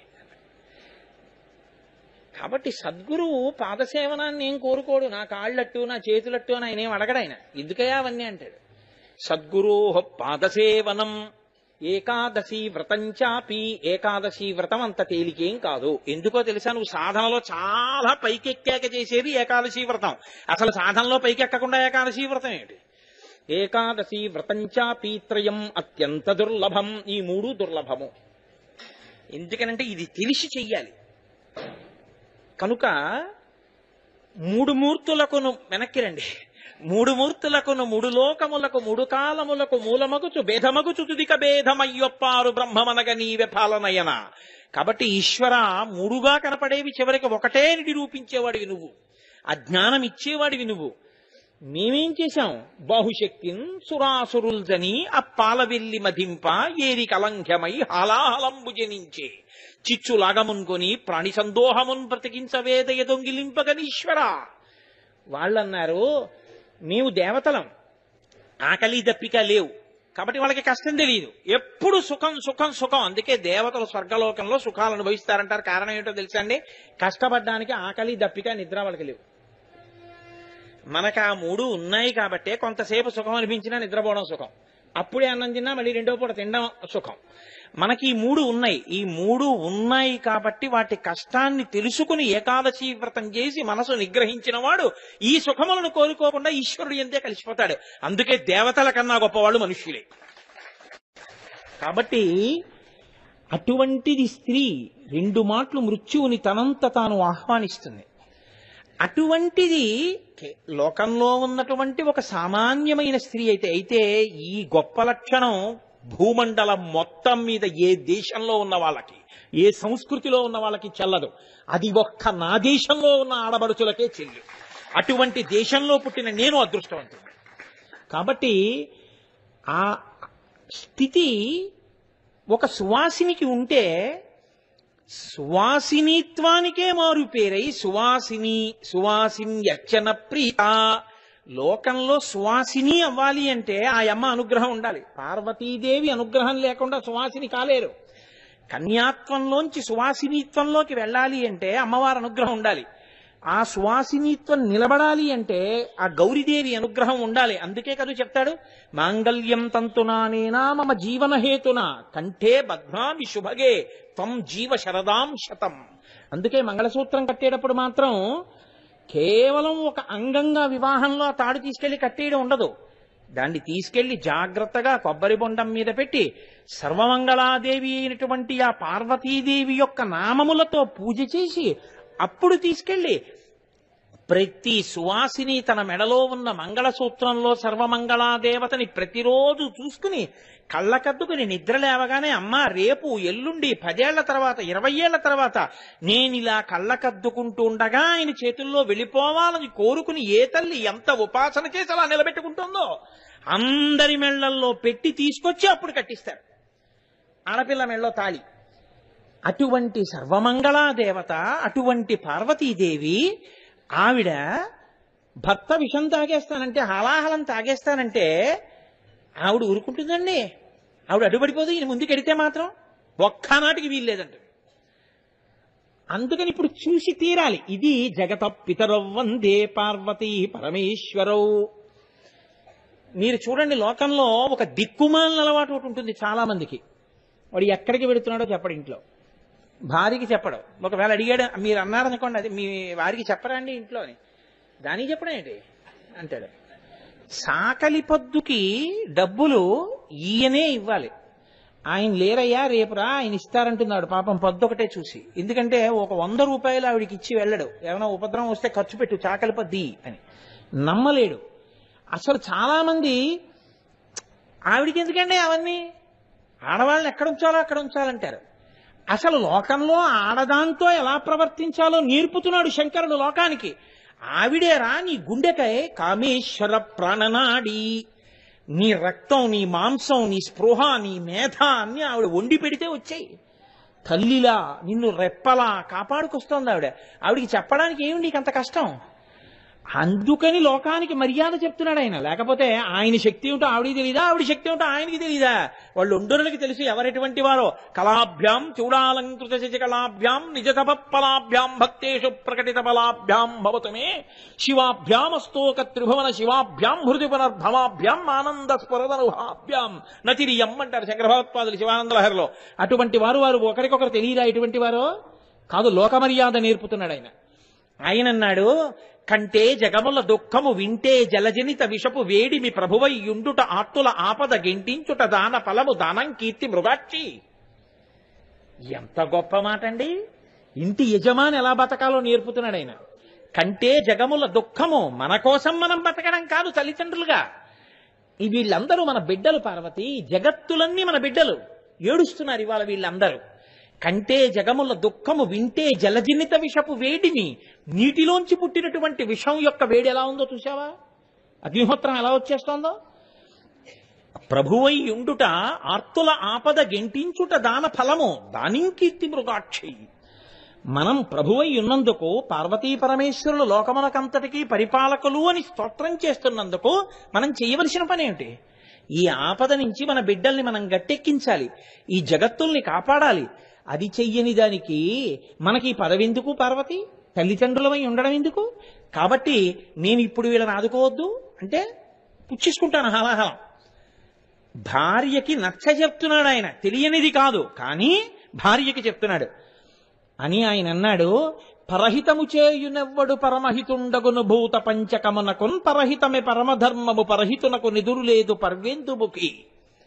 అమృతంతో రాశారండి పద్యాలు. ఇవి సప్తధాతువుల్లో జీర్ణం కావలసినటువంటి పద్యాలు. పరహితము చేయునెవ్వడు పరమహితుండగును భూత పంచకమునకున్. ఎవడు లోకంలో పరోపకారం చేస్తుంటాడో వాడిని పంచభూతములు కూడా కాపాడుతుంటాయి. అందుకే భూమి తల్లి. ఒక ప్రమాదం జరగవలసిన పరిస్థితి వచ్చేసింది అనుకోండి, ఆయన పరోపకార దీక్షాపరాయణుడై జీవితాన్ని గడుపుతున్నవాడు అనుకోండి, ఆయన పడిపోతున్నప్పుడు పృథివి కన్న తల్లి అయి పట్టుకుని కాపాడుతుంది. చాలా చమత్కారం అండి. ఎలా తప్పుకున్నానో తెలియదు, చాలా ఆశ్చర్యంగా చిన్న దెబ్బతో బయటపడ్డానంటాడు. అమ్మయ్యి పరుపై అమ్మ ఒడియై కాపాడుతుంది. ఆకాశం అమ్మ ఒడియై కాపాడుతుంది. అగ్ని అమ్మ ఒడియై కాపాడుతుంది. కాపాడబడినటువంటి వాళ్ళు ఎందరో ఉన్నారు అగ్నిహోత్రములో పడిపోయి కూడా. కాబట్టి పరహితము చేయునెవ్వడు పరమహితుండగును భూత పంచకమునకున్. పరహితమే పరమధర్మము. పరమధర్మం, ధర్మములలోకెల్లా ధర్మం పరులకు ఉపకారం చేయడమే. పరహితమే పరమధర్మము. పరహితునకు నిదురు లేదు పర్వెందుముఖి. త్రికరణ శుద్ధిగా ఉపకార బుద్ధి తప్ప దానిలో ఆయనకి కించిత్ స్వార్థం కాని ప్రతిఫలాపేక్ష కాని లేనటువంటి వాణ్ణి సర్వకాలముల యందు సర్వేశ్వరుడు రక్ష చేస్తూనే ఉంటాడు. కాబట్టి పరహితము చేయునెవ్వడు పరమహితుండగును భూత పంచకమునకున్. పరహితమే పరమధర్మము. పరహితునకు నిదురు లేదు పర్వేందుముఖి. హరిమదియానందించిన హరినాక్షి జగంబులెల్లయానందించున్. హరియును జగములు మెచ్చగా. చాలా సంతోషకరమైన విషయం కదది. నాకు శివాష్టోత్తరంలోనే విష్ణువల్లభ అనో నామం ఉంది, అది కూడా వచ్చేస్తుంది ఇందులోకి. కానీ నేను ఇప్పుడు చెప్పేయట్లేదు అనుకోండి, అలా కలిపేయట్లేదు, వదిలిపెట్టాను. ఎంత గొప్పగా కలుస్తోందో చూడండి. హరిమదియానందించిన హరినాక్షి జగంబులెల్లయానందించున్. హరియును జగములు మెచ్చక గరళము వారించుటొప్పు కమలదలాక్షి. ఎక్కడున్నాయి ఈ శివకి శివభేదాలు? ఎంత స్పష్టంగా చెప్తున్నారో చూడండి. లోకములనన్నింటినీ రక్షించవలసిన వాడెవరు? స్థితికారుడైనటువంటి మీ అన్నగారు శ్రీ మహావిష్ణువు. ఇప్పుడు ఆయన కూడా ఈ ఉపద్రవంలో ఇరుక్కున్నాడు, ఆయన కూడా వచ్చారు. ఇప్పుడు హరిమదియానందించిన ఆయన ఇబ్బంది పడుతూ వచ్చి నిలబడి ఉండగా నేను లోకములు రక్ష చేశాననుకో, మీ అన్నయ్య సంతోషిస్తాడు పార్వతి. అంటే పుట్టింటి వైపు నుంచి నరుక్కొస్తున్నాడు ఒప్పించడానికి. హరిమదియానందించిన హరినాక్షి జగంబులెల్లయానందించను. ఎందుకంటే ఆయనే విశ్వం. విశ్వం విష్ణు. అసలు విష్ణు సహస్రనామ స్తోత్రంలో మొదటిది ఒకటే నామం, మిగిలినవన్నీ దానికి వ్యాఖ్యానాలు. విశ్వం అదొకటే నామం, మిగిలినవన్నీ ఆ నామానికి వ్యాఖ్యానాలే. ఎందుకంటే భాగవతంలో శుకుడు ఒక మాట అంటాడు, హరిమయము విశ్వమంతయు హరి విశ్వమయుండు. హరిమయము కాని ద్రవ్యము పరమాణువు లేదు వంశ పావన వింటే అంటాడు. హరిమయము విశ్వమంతయు, ఈ విశ్వమంతా హరిమయం. హరిమయము కాని ద్రవ్యము పరమాణువు లేదు, పరమాణువు కూడా ఆయన లేనిది లేదు. అనోరణీయాన్ మహతో మహీయాన్ నిండిపోయి ఉన్నాడు మహానుభావుడు. అటువంటి హరి ఈ ఉపద్రవంలో స్థితికారుడై రక్ష చేయడానికి ఇబ్బంది కలిగి ఉన్నారు. ఇప్పుడు నేను రక్షిస్తే హరిమదియానందించను, ఆయన సంతోషిస్తాడు. శ్రీ మహావిష్ణువు ప్రీతి చెందారు అంటే లోకములను కాపాడితే ఆయన సంతోషిస్తుంటారు. ఇప్పుడు హరి సంతోషిస్తే లోకములన్నీ సంతోషిస్తాయి. హరిమదియానందించిన హరినాక్షి జగంబులెల్లయానందించను. హరియును జగములు మెచ్చగా గరళము వారించుటొప్పు కమలదలాక్షి. ఈ విషయాన్ని నేను నిగ్రహించద్దు, నేను పుచ్చుకోవద్దు అని ఇలా చూశాడు. ఆవిడ వింటోంది. ఏ అనుమానపడుతున్నావా అన్నట్టుగా ఆయన అన్నాడు, శిక్షింతు హాలాహలమును భక్షింతును మధుర సూక్ష్మ ఫలరిచము క్రియన్. రక్షింతు ప్రాణికోట్లను వీక్షింపుము నీవు నేడు వికటబ్జముఖి. ఏమి ఇన్ని చెప్పినా పార్వతి అనుమానపడుతున్నావా? ఆవిడేం అనుమానపడదని ఆయనకి తెలుసు. ఆయన అన్నాడు, శిక్షింతు హాలాహలమును, ఆ పుట్టిన హాలాహలాన్ని శిక్షిస్తాను. భక్షింతును మధుర సూక్ష్మ ఫలరసము క్రియన్. వీళ్ళందరినీ కాల్చిందేమో, నన్నేం చేస్తుంది? దాన్ని ఏం చేస్తానో తెలుసా? ఏదో నీళ్లోసి నిప్పులోసి దాన్ని ఏమో ఆర్పుతాను అనుకుంటున్నావా? అలాంటి పని ఏం చేయను, మింగేస్తాను. ఎలా అనుకుంటున్నావు? మధుర సూక్ష్మ ఫలరసము క్రియన్. చిన్ని కిస్మిస్ పండు నోట్లో పడేసుకుని నొక్కేసినట్టు నొక్కేస్తాను. నొక్కి నోటితో నవలను కూడా నవలను. ఏదో మహాప్రళయంలో పుచ్చుకున్నట్టు ఏం పుచ్చుకుంటాను అనుకుంటున్నా ఏంటే? ఇలా నోట్లో పడేసుకుంటాను, కిస్మిస్ బట్ట పడేసుకున్నట్టు. అదెంత, దాన్ని బతికెంత నా ముందు శిక్షిస్తాను. పిల్లల్ని ఆపదలోకి తీసుకెడుతుందా? కాబట్టి శిక్షింతు హాలాహలమును భక్షింతును మధుర సూక్ష్మ ఫలరసము క్రియన్. రక్షింతు ప్రాణికోట్లను, ఈ ప్రాణికోట్లనన్నిటినీ రక్షిస్తాను. ఇది శంకర, శంకరోతీతి శంకర, లోకములకు శుభం చేస్తాడు, ఇంకో నామం కూడా వెళ్ళిపోయింది కదండి. కాబట్టి లోకములన్నిటినీ ఆయన రక్ష చెయ్యగలడు. ఆయన ధాటికి ఎదురు లేదు, ఆయన పరాక్రమానికి ఎదురు లేదు. ఇంత అని కొలవగలిగినటువంటి మొనగాడు లేడు. ఎంత అని ఆపదని చెప్పగలరేమో కానీ ఎంత ఆపదనైనా ఆపగలిగిన ఆయన శక్తిని మీరు చెప్పలేరు. కాబట్టి ఆయన భీమహ, ఇంకో నామం కూడా వెళ్ళింది కదండి. కాబట్టి నేనిప్పుడు శిక్షింతు ప్రాణికోట్లను వీక్షింపుము నీవు నేడు వికజాబ్జముఖి. నువ్వు అలా చూస్తుండు, వికచాబ్జముఖి, చక్కగా విచ్చుకున్నటువంటి తామర పువ్వు లాంటి ముఖం ఉన్నదానా, అది వడిలిపోకూడదు, చూస్తుండే ఎలా పుచ్చేసుకుంటాను. ఆవిడంది మీ ఇష్టం, మీ ఇష్టం వచ్చినట్టు చేయండి అంటే కోపంతో కూడా ఈ మాట అంటుంటారు. ఇంకా ఎంతకీ వినలేదనుకోండి, మీ ఇష్టం వచ్చినట్టు చేయండి అంటారు. మీ ఇష్టం వచ్చినట్టు చెయ్యండి అన్నప్పుడు వెంటనే వెళ్ళిపోవడం కాదు, మళ్ళీ నచ్చ చెప్పు నాకు అని దాని అర్థం కదండి. అలా కాదు, నేను చెప్పినట్టు విను, ఈసారి 5,000 ఇద్దాం మనం వాళ్ళ పెళ్లికి అంటే ఎందుకు అనవసరం, మీరు ఇలాగే ఉన్నది మన్నది అన్నిటికీ ఓ నా బంధుత్వం మీరు ఇచ్చేది, మీకు ఇచ్చేవాడు ఎవడో కనపడ్డాం, ఇచ్చినా మీరు పుచ్చుకోరు, ఎందుకు వచ్చింది అల్లరి మీకు అక్కర్లేదు, 1000 పదహారులు ఇవ్వండి అందనుకోండి. వద్దు, నా మాట విను, ఈసారి మనం 5,000 ఇద్దాం, పాపం వాళ్ళు మనతో ఎంతో ఆప్యాయతున్నవారు అంటే మీ ఇష్టం వచ్చినట్టు చేసుకోండి అంటే, మీ ఇష్టం వచ్చినట్టు చేసుకోండి అంటే మీరు గౌబా కవర్లో 5,000 పెట్టేయమని కాదు, మళ్ళీ ఇంకో మాట చెప్పాలి ఎందుకు ఇవ్వాలి కదా, అది దాని అర్థం. ఇక్కడ కూడా అంతేనా దాని అర్థం కాదు. శుకుడు అందుకే ఈ మాట శుకుడు ఈ మాట చెప్పేవరకే విన్నాడు పరీక్షిత్. వెంటనే ఆయన అన్నాడు, ఏమయ్యా లోకంలో ఎంత పనికి మాలిన భర్తవనివ్వండి, మంచంలో ఉంటే వెళ్ళిపోతాడేమోనన్న అనుమానం వస్తే నన్ను తీసుకెళ్లకుండా వెళ్ళిపోతున్నాడని ఏడుస్తుంది ఆడది. లోకంలో ఆవిడకన్నా నిత్య సుమంగళి లేదు, ఆవిడకన్నా అమ్మలగన్న పెద్దమ్మ లేదు, పెద్దింటమ్మ లేదు, తలుపులమ్మ లేదు, మరిడమ్మ లేదు.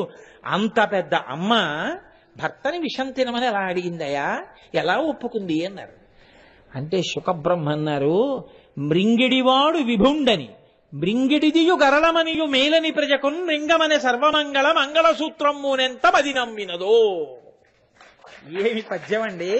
అందుకే హాలాహల భక్షణం వింటే మంగళసూత్రాలు నిలబడతాయి. మృంగిడివాడు విభుండని, ఆవిడికి తెలుసు ఆయనే మింగుతున్నాడు, భర్తే తింటున్నాడని తెలుసు హాలాహల. మృంగిడివాడు విభుండని మృంగిడిదియు గరళమనియు, అయ్యో నేను గరళం అనుకోలేదండి, హాలాహలం అనుకోలేదండి, అదేదో పాపం మధుర పదార్థం అనుకున్నాను అనుకోవడానికి ఆవిడికి తెలుసు, గరళాన్ని మింగుతున్నాడు ఆయన, హాలాహలం మింగుతున్నాడని తెలుసు. మృంగిడిదియు గరళమనియు మేలని ప్రజకున్ రింగమనే సర్వమంగళ, ఆవిడ సర్వమంగళ. ఆవిడ అనుగ్రహం ఉంటే ఎటువంటి వారి మంగళసూత్రాలు నిలబడతాయి. ఎంత ప్రమాదంలో భర్త ఉన్నా మంగళసూత్రం నిలబడుతుంది. అటువంటి తల్లి మంగళసూత్రానికి ఆపద వస్తుందా?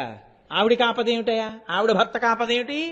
కాబట్టి మృంగమనే సర్వమంగళ మంగళసూత్రమునెంత మది నమ్మినదో, ఆవిడికి మంగళసూత్రం మీద ఎంత నమ్మకమో. ఏమిటి నమ్మకమో అన్న మాటకు అర్థం, మమ జీవన హేతునా అని కదా కడతాడు ఆయన. ఎటువంటి వాడు, మన్మధుణ్ణి కాల్చేశాడు ఆయన, ఆయన ఆడదానికి తాళి కడతాడా? అలాంటి వాడితో తాళి కట్టించుకోవడానికి తానే చెరుకు విల్లు పూలబాణాలు పట్టుకుని నిలబడింది ఆవిడ శివకామ సుందరి. అది ఆవిడ ప్రథమ విజయం. తండ్రిని తీసుకొచ్చి కూర్చోబెట్టింది లోకానికి. ఆయన వచ్చి ఆవిడ మెడలో తాళి కట్టాడు. కడుతున్నప్పుడు ఎంత పరమశివుడైనా మంత్రం అదే కదండి వేదంలో. మమ జీవన హేతునా, నేనున్నానని గుర్తేమిటో తెలుసా, నీ మెడలో ఈ మంగళసూత్రమే అన్నాడు. నా మెడలో ఈ మంగళసూత్రం ఉండగా ఆయన హలాహలం తాగితే మాత్రమే అవుతుందయా, నాకు మంగళసూత్రం ఉండగా ఈ మంగళసూత్రం చెక్కు చెదరదంది ఆవిడ. కాబట్టి తాగు, ఏం పర్వాలేదు, నా మంగళసూత్రం ఉంది రక్షంది అంటే. సర్వమంగళాశక్తి అటువంటిది, ఆవిడ అనుగ్రహం అటువంటిది. పార్వతీదేవి అనుగ్రహం అంటే ఏం సామాన్యమైన అనుగ్రహం కింద మీరు లెక్క కట్టడానికి వీల్లేదు.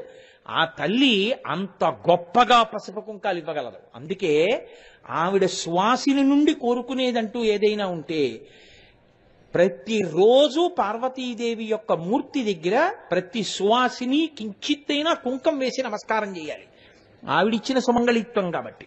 కాబట్టి నాకు ఇది చెప్పినప్పుడు ఒకటి చెప్పకుండా ఉండలేను, బలహీనత.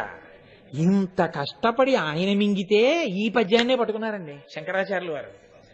అమ్మా నీ మెడ మంగళసూత్రం గొప్పతనం కదమ్మా, ఆయన హాలాహలం దాగేశాడు అంటారు కానీ నీ మెడలో మంగళసూత్రం గొప్పతనం, హాలాహలం దాగిన బతికే రస రహస్యం.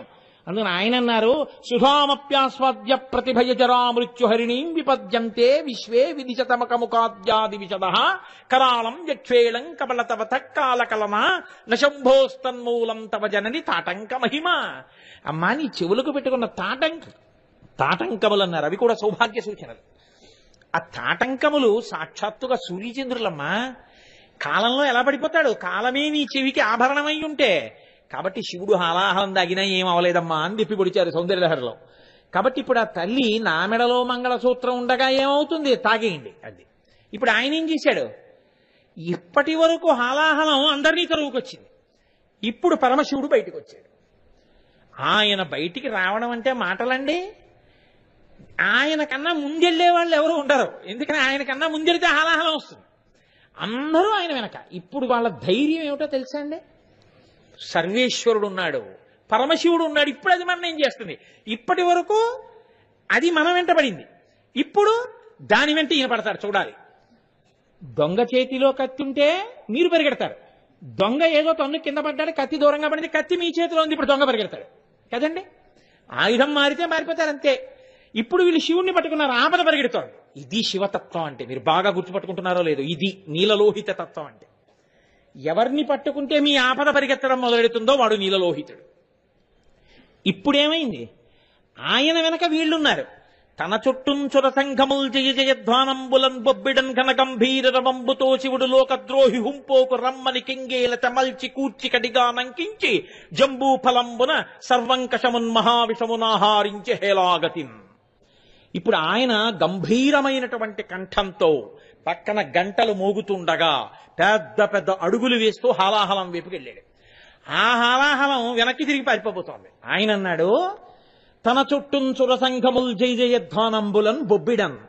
ఆ దేవతలందరూ కూడా జయహో మహాదేవ శంకర పరమేశ్వర జయం జయం అని అరుస్తుంటే ఆయన హాలాహలం దగ్గరికి వెళ్ళాడు. తన చుట్టూంచుర సంఘముల్ జయ జయధ్వానంబులన్ బొబ్బిడన్ ఘనగంభీర రవంబుతో శివుడు లోకద్రోహి హుం పోకు రమ్మని కెంగేల తెమల్చి కూర్చి కడిగా నంకించి జంబూ ఫలంబున సర్వంకషమున్ మహావిషమున్ ఆహారించి హేలాగతిన్. అలా పారిపోతున్నటువంటి హాలాహలం దగ్గరికి వెళ్ళి, ఎక్కడికి పారిపోతావే? పిల్లల్ని ఆపదలోకి తీసుకెడతావా? వాళ్ళని ఇబ్బంది పెడతావా? రాని సంగతి చెప్తానని ఆ హాలాహలాన్నంతటినీ కలిపి తన చేత్తో ఇలా పట్టుకున్నాడు. ఇది ఆయన శక్తి. హాలాహలాన్ని పట్టగలిగినంత చెయ్యి ఆయనది. అంటే ఆయన శక్తి ఏమిటో, ఆయన స్వరూపం ఏమిటో చూడండి. అది భీమః ఉగ్రహ. ఆయన శక్తికి కొలత లేదు. ఆదిశక్తి ఆయన ఆవహించి ఉంటుంది. ఆ హాలాహలాన్ని ఇలా పైకెత్తాడు, దాన్ని ఇలా ఉండ చేశాడు. నేరేడు పండంత అయింది. అంటే సముద్రాల్ని ఇంకింపచేసి అరణ్యములను కాల్చి లోకములను దగ్ధం చేయగలిగిన హాలాహలం ఆయన చేతి నేరేడు పండు. దాన్ని తీసి ఇలా పట్టుకుని దగ్గరగా తీసుకొచ్చాడు. లోకంలో అగ్నిహోత్రం తగిలితే పారిపోయేవి కొన్ని ఉన్నాయి, దూరంగా చూస్తే చాలు పారిపోతాయి. కదలంబారవు పాప పేరు వడలన్ ఘర్మాంబు జాలంబు పుట్టదు నేత్రంబులు నెర్రబారవు నిజ జూటాచంద్రుడున్ కందడున్ వదనాంభోజము వాడదా విషమును ఆహ్వానించుతో డాయిచో పదిలంబై కడిచేయిచో దిగుచుతో భక్షించుతో మృంగుచో. ఆయన హాలాహలాన్ని ఇలా ముద్ద చేసి ఇలా పట్టుకుంటుంటే వేడి వేడే కదండి. అంత వేడొస్తున్నా కదలంబారవు పాప పేరు. ఆయన మెళ్ళో ఓపం ఉంది, ఆయన చేతులకి పావులుంటాయి. హరాహిభ్యో భీత అని శంకరాచార్యుల వారు చెప్పి పొడిచారు. పార్వతీదేవి పరమశివుడి యొక్క గొప్పతనాన్ని విపంత్యాగాయంతి వివిధమపదానం పశుపతే. సరస్వతీదేవి వీణ మీద పరమేశ్వరుణ్ణి స్తోత్రం చేస్తుంటే మా ఆయన ఇంత గొప్పవాడని సంతోషంగా ఆయన చెయ్యిలా పట్టుకుందామని చూస్తుంది. పక్కనే కదా కూర్చుంటాడు, మరి ఆవిడ ఇలా కూర్చుంటే ఆవిడికి కుడి చేతి పక్కన ఉంటాడు. ఎంతో సంతోషంతో మా ఆయన అని ఇలా చేయి పట్టుకుందిట. పట్టుకునేటప్పటికి చేతి మీద ఏదో చల్లగా తగిలిందిట. ఏమిటి అని చూసిందిట. ఆయన చేతులకు కట్టుకున్న పిల్లపాము ఒకటి ఇలా అమ్మవారి చేతి మీదకి ఎక్కిందిట చల్లగా. హరాహిభ్యో భీత. పిల్లపాము చూసి బాందిట ఆవిడ. ఆవిడ లోకములలో మహిషాసురుడి వంటి రాక్షసుల్ని మర్దించిన అమ్మవారు భయపడిందని చెప్పడానికి ఇంకో కారణం చెప్తే అసహ్యంగా ఉంటుంది. అది అందమైన కారణం చెప్పాలి శంకరాచార్యుల వారి రచనా వైచిత్రి. కాబట్టి పిల్లపాము ఎక్కితే అమ్మవారు ఉలిక్కి పడింది అన్నారు ఆయన. అలా ఆయన ఒంటి నిండా పాములే. ఆయనకి నాగేంద్రహారాయ త్రిలోచనాయ ఆయన నాగేంద్ర చర్మ నాగేంద్ర కర్ణాభరణ అన్ని నాగ సంబంధంగానే ఉంటాయి. చెవికి కుండలాలు కూడా ఆయన పాములనే పెట్టుకుంటాడు. అసలు ఆ పాముల రహస్యం ఏమిటో మీకు నాగుల చవితి వ్యాఖ్యానంలో కొద్దిగా చెప్పాను నేను. కాబట్టి అన్ని పాములే కదండి. పాముకి మంట చూస్తే భయం, పారిపోతుంది. అందులో చిన్న పాములు ఉన్నాయి, పెద్ద పాములు ఉన్నాయి, ఏ పాము అయినా పారిపోతుంది. అసలు పాముకి సహజంగా మంటను చూస్తే భయం. ఎందుకంటే జనమేజయుడు యాగం చేస్తే అన్ని అందులోనేగా పడిపోయి. సహేంద్ర తచ్చకాయ స్వాహ అన్నాడు, తచ్చకుడు కూడా హలల్ అదంటే. అటువంటి అగ్నిని చూస్తే పాము దూరంగా పారిపోతుంది. అలాంటిది ఏకంగా హాలాహలాన్ని ఆయన పట్టుకుంటే ఈ పిల్లపాములన్నీ గబగబ ఊడి కింద పడిపోద్దండి. కదలంబారవు పాప పేరు. పిల్లపాములు కూడా లెక్క చేయకుండా అలా చూస్తున్నాయి. అంటే శివుణ్ణి ఎవడు ఆశ్రయించి ఉంటాడో వాడికి ఆపద తేగలిగిన వాడు లోకంలో లేడు. ఈ పిల్లపాముకి అగ్నింటే భయమేమో, కానీ అది శివుణ్ణి ఆశ్రయించి ఉండగా ఏమీ చేయలేరు. కాబట్టి కదలంబారవు పాప పేరు వడలం ఘర్మాంబుజాలంబు పుట్టదు. ఎంత మొనగాడేవనివ్వండి, బాగా పొయ్యికి దగ్గరగా వెళ్ళలా నిలబడ్డాడనుకోండి, కాస్త ఒంటి మీద చెమట పడుతుంది వేడికి. ఆయనకు చుక్క చెమట పట్టలేదు. వడలం ఘర్మాంబుజాలంబు పుట్టదు, నేత్రంబులు నెర్రబారవు. ఆ అగ్ని ఆ హలాహలాన్ని ఇలా పిడచ చేస్తూ ఇలా చూస్తుంటే ఆయన కళ్ళు కూడా ఎర్రబడలేదు. మరి ఇంత వేడి, ఒంట్లకు వేడి చెయ్యాలిగా, ఆయనకేం వేడి కూడా చేయలేదు. నేత్రంబులు నెర్రబారవు నిజ జూటాచంద్రుడు కందడు. కందిపోయాడండి అంటారు చూడండి. బాగా లావణ్యం ఉన్న వాళ్ళు ఎండలో కడితే ఎర్రగా అయిపోతారు, కందిపోతారు. చంద్రుడు లావణ్యానికి సౌకుమార్యానికి ప్రతీక. చంద్రబింబంలా ఉన్నారు ఆవిడ మొహం అంటారు కదా. అందుకని ఇంత చంద్రుడు కందిపోను కూడా కందిపోలేదుట. నిజ జూటాచంద్రుడు కందడున్ వదనాంభోజము వాడదు. ఆయన ముఖం తామర పువ్వులా ఉంటుంది. తామర పువ్వు ఎక్కువ ఎండ కాసేసింది అనుకోండి, బాగాను వడిలిపోయినట్టు అయిపోతుంది. ఇలా రేకులు ఇలా ఉండకుండా అలా జారిపోతాయి. వదనాంభోజము వాడదు, అదేం వాడిపోలేదు. వదనాంభోజము వాడదా విషమునాహ్వానించుచో డాయుచో పదిలంబై కడిచేయుచో దిగుచుచో భక్షించుచో మృంగుచో. ఆ హలాహలం దగ్గరికి వెళ్ళినప్పుడు కానీ, చేత్తో పట్టుకున్నప్పుడు కానీ, నలిపినప్పుడు కానీ, ఉండ చేసినప్పుడు కానీ, నోట్లో పెట్టుకున్నప్పుడు కానీ, మింగినప్పుడు కానీ, కంఠంలో పెట్టుకున్నప్పుడు కానీ ఇవేమీ జరగలేదు. అంటే ఎవరు పరమశివుని యొక్క పాదములను మనసులో గట్టిగా పట్టుకుని ఉన్నాడో అటువంటి వాణ్ణి చనకగలిగినటువంటి ఆపద లోకంలో రాగలిగినటువంటి సమర్థత అప్పుడు కాదు, ఇప్పుడు కాదు, ఎప్పుడూ ఉండదు. అంతటి మహానుభావుడు పరమశివుడు. ఆయన పాదములంటే అంత గొప్పవి. కాబట్టి ఇప్పుడు ఆయన ఉదరములోకంబులకును సదనంబకు తెరిగి శివుడు చటుల విషాగ్నిన్ కుదురుకొని కంఠబిలమున పదిలంబుగా నిలిపే సూక్ష్మ బలరసముక్రియన్. ఆయన ఆ హలాహలాన్ని తీసి నోట్లో పెట్టుకున్నాడు, మింగేద్దాం అనుకున్నాడు. లోకాలన్నీ కడుపులో ఉన్నాయి కాబట్టి ఇప్పుడు మింగాడా లోకాలు కాలిపోతాయి. బయటికి వదలలేదు, లోపలికి మింగలేదు, ఇక్కడ పెట్టుకుని ఉంచుకున్నాడు. ఇక్కడ పెట్టుకుని ఉంచుకుంటే అదేమైంది? హరుడు గలమునందు హాలాహలము పెట్ట కప్పు కలిగి తొడపు తరుణ నొప్పే సాధురక్షణంబె సజ్జనులకు నిన్న భూషణంబు కాదే భువరేంద్ర. తెల్లగా మెరిసిపోతూ ఉండేటటువంటి పరమశివుడి యొక్క కంఠం లోపల హాలాహలం ఉన్న కారణం చేత, దాని కాంతి చేత ఆయన కంఠం కొద్దిగా నల్లటి కాంతిని పొందింది. ఇంత తెల్లటి శివుడి కంఠం మీద నల్లటి కాంతితో కూడినటువంటి, అది కూడా మత్సలా ఉంటుందని మీరు అనుకోవద్దు. అందుకే శ్రీకంఠ అని పేరు ఆయనకి. విషానికి శ్రీ అని పేరు. శోభ, దాని కాంతి లోపల నుంచి ఈయన కాంతితో కలిసి తెలుపు నలుపులు కలిసిన నలుపుగా కంఠం మీద కనబడింది. ఇప్పుడు ఆ కంఠం చూడగానే, తండ్రి మా కోసమని హాలాహలాన్ని ఇక్కడ పెట్టుకున్నావా, మింగకుండా వదలకుండా? ఏది ఒక్క 10 నిమిషాలు ఉమ్మీయకుండా మింగేయకుండా ఏదైనా కంఠంలో పెట్టుకోండి. అప్పటి నుంచి ఇప్పటి వరకు కంఠంలో విషాన్ని పెట్టుకున్నాడు మన కోసం. అటువంటి పరమేశ్వరుణ్ణి స్తోత్రం చేయకపోతే, ఆయనకి నమస్కరించకపోతే, శివలింగానికి అభిషేకం చేయకపోతే, శివాలయంలోకి వెళ్ళకపోతే, శివుడికి నమస్కరించకపోతే, వాడి కన్నా కృతజ్ఞనుడు లోకంలో ఇంకొకడు ఉంటాడా? ఆయన వల్ల బతికి ఆయన్ని విమర్శించినవాడు. అంతటి మహానుభావుడు పరమశివుడు అంటే. కాబట్టి ఆయనకి నీలకంఠ అని బిరుదు వచ్చింది. గరళకంఠ, శ్రీకంఠ, శితికంఠ, ఇవన్నీ ఆయనకు వచ్చినటువంటి పేర్లు. కాబట్టి హాలాహల భక్షణ కథ హేలాగతి విన్న వ్రాయ నెలమి పటింపన్ వ్యాళానల వృశ్చికముల పాడై చెడరెట్టి జనులు భయవిరహితులై. ఈ హాలాహల భక్షణం అనేటటువంటి ఆఖ్యానమును ఎవరు వింటున్నారో అది విన్న వాళ్ళకి, అది చదివిన వాళ్ళకి, దాన్ని వ్రాసిన వాళ్ళకి పాము కరవదు. ఎందుకంటే వాడు హాలాహల భక్షణ కథ ఒకసారి విని ఉన్నాడు కాబట్టి వాడిని పాము కరవదు, తేళ్లు కరవవు. విషము శరీరంలోకి ఎక్కి వాడి ప్రాణం తీసేటటువంటి సందర్భం కలగదు.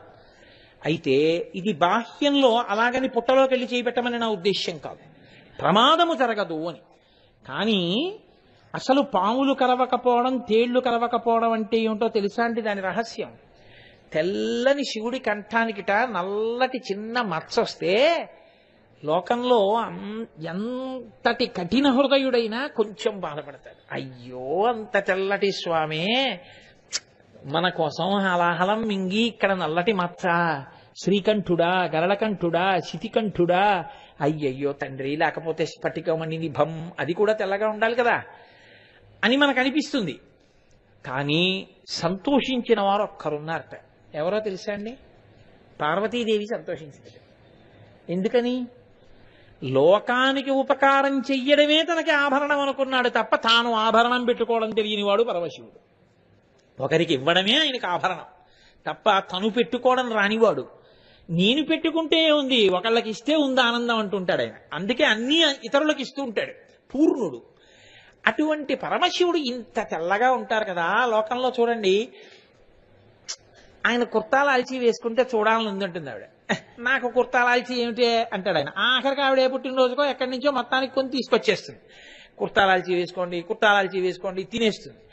ఆఖరికి ఆయన కోసం ఆయన ఎప్పుడప్పుడు వేసుకున్నాడు అనుకోండి, ఎంత చక్కగా ఉందో, వేసుకోవచ్చు కదా, వేసుకోరు, పోన్లేండి వేసుకున్నారు. ఏదో ఇన్నాళ్ళకి నేను మొత్తానికి మిమ్మల్ని ఇలా చూడాలనుకున్న కోరిక పెళ్ళైన 25 ఏళ్ళకి ఏదో కూతురు పెళ్లి రూపంలోనో ఎప్పుడో ఒకప్పుడు ఒకలానే చూడాలనుకున్నది చూశానని తృప్తిపడిపోతుంది కదా కాదు.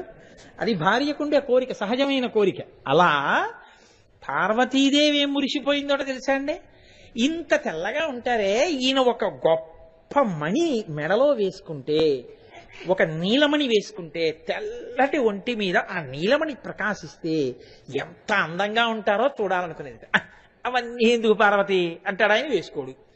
ఇప్పుడు ఆయన మెడలో కంఠంలో నల్లటి కాంతి కనపడితే, ఓ మా ఆయన నీలమణి వేసుకుంటే దాని కాంతి కంఠం మీద కొడితే ఇలా ఉంటుందని ఓ ఊహాచిత్రం గీసుకుని మురిసిపోయింది ఆ పిచ్చి తల్లి.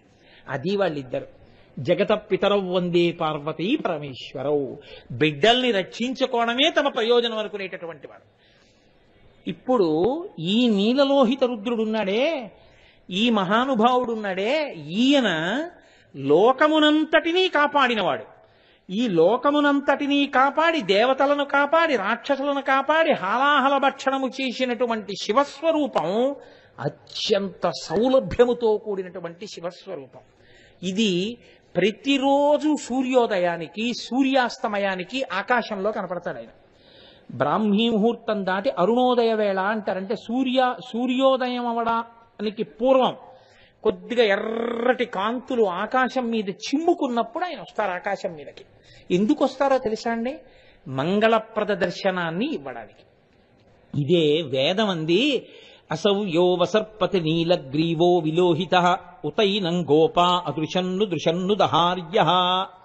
ఎవరో గొప్ప ధ్యాననిష్ట కలిగిన వారు, తపశ్శక్తి కలిగిన వారు, ఋషులైన వారు, సమాధిలో ఉన్నవారికి ఈశ్వరుడు లోపల దర్శనమిస్తే, వేదాహమేతం పురుషం మహాంతం ఆదిత్యవర్ణం తమసస్తు పారే సర్వాణి రూపాన్ని విచిత్య ధీర నామాన్ని కృత్వాభివదన్యదాస్తే.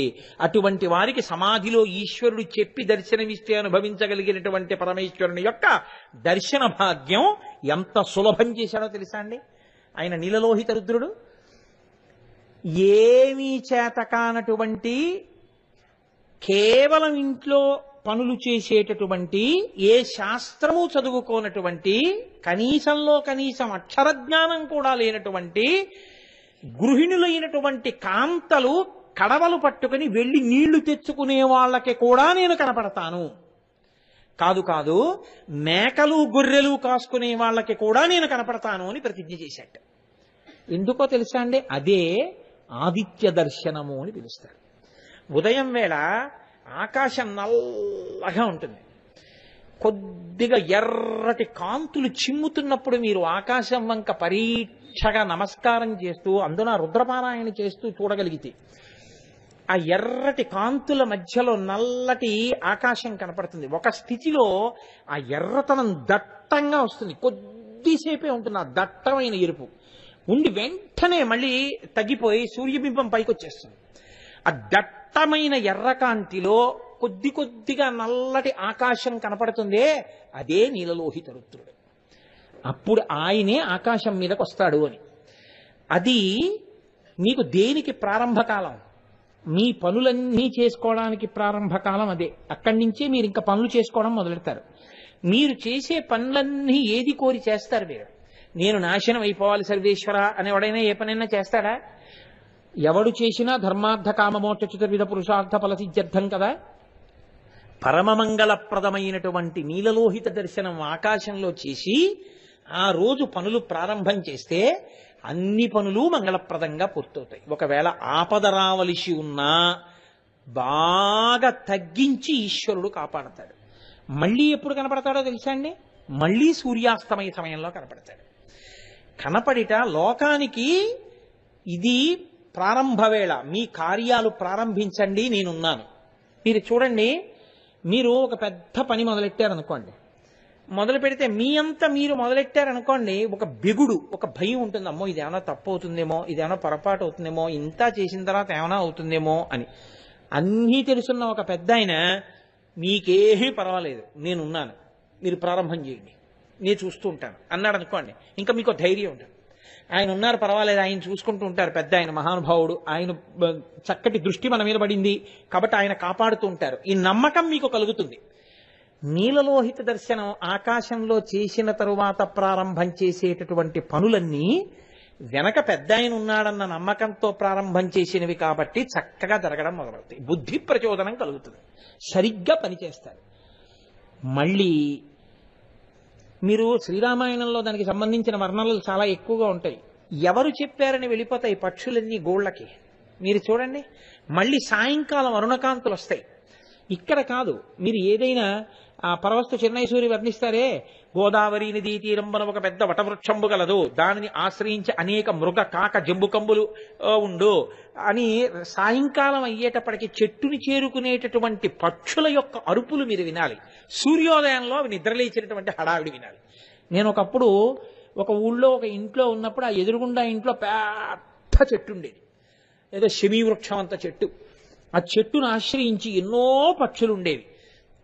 ఉదయం వేళలో నిద్రలేచి చేసేటటువంటి కిలకిలారావములు, రాత్రి అవి చెట్టు మీదకి చేరిపోయినప్పుడు చేసేటటువంటి అరుపులకి మాట వినపడేది కాదు. ఒక అరగంట అంత సందడి. మీరు చూడండి, సాయంకాలం అయ్యేటప్పటికి కొడుకు వచ్చేస్తాడు, కూతురు వచ్చేస్తుంది, ఆయన వచ్చేస్తాడు. ఇంకా ఇంట్లో అప్పటి వరకు ఆవిడ హాయిగా ఛానల్ మార్చి ఈ ఛానల్ ఈ ఛానల్ మార్చి ఆ ఛానల్ ప్రశాంతంగా ఉంటుంది. వాళ్ళు వచ్చేస్తారంతే, ఏమే ఏది కాస్త బత్తాయి రసం ఇయ్యి, అబ్బబ్బబ్బబ్బ చచ్చిపోతాడని ఆవిడకి అర్థమైనా అర్థం అవ్వకపోయినా ఆఫీసులో విషయాలన్నీ చెప్పేయడం మొదలెడతాడు. చెప్పింది వింటున్నావా అంటుంటాడు. వాడు వచ్చేస్తాడు, ఆ బూట్లు అక్కడ వదిలేస్తాడు, తెల్లటి సాక్స్ వేసుకుని ఇంట్లో పరిగెత్తేస్తుంటాడు. అమ్మ అమ్మ ప్రైవేట్కి వెళ్ళిపోవాలి, తొందరగా టిఫిన్ పెట్టి అమ్మ అంటాడు. ఆ పిల్ల వచ్చేస్తుంది, గబగబా వచ్చేసి అమ్మ ఏం వండావు అని ఇలా లాగి ఓ జాడి కింద పడేస్తుంది. ఇల్లంతా కళింగ యుద్ధ భూమి, ఎంత ఓ చప్పుళ్ళు. మళ్ళీ రాత్రి 9 అవుతుంది, ఎక్కడ వాళ్ళు అక్కడ పడుకుంటారు, శివానుగ్రహం, నిద్రపోతారు. పక్షులు చెట్టు కూడా అలాగే ఉంటాయి. చీకటి పడిపోతోంది, తొందరగా ఇంటికి వెళ్ళిపోవాలని ఈ గోపకాంతలందరూ కూడా గబగబా నీళ్ల కుండలు పట్టుకుని ఇంటికి వెళ్ళిపోతుంటారు. పక్షులు చెట్టుకి చేరిపోతుంటాయి, పశువులన్నీ గబగబా వాటి యొక్క కొట్టములకు అవి వెళ్ళిపోతుంటాయి. అన్నీ కూడా తమ తమ విశ్రాంతి స్థానములలోకి అవి ప్రవేశించేస్తుంటాయి.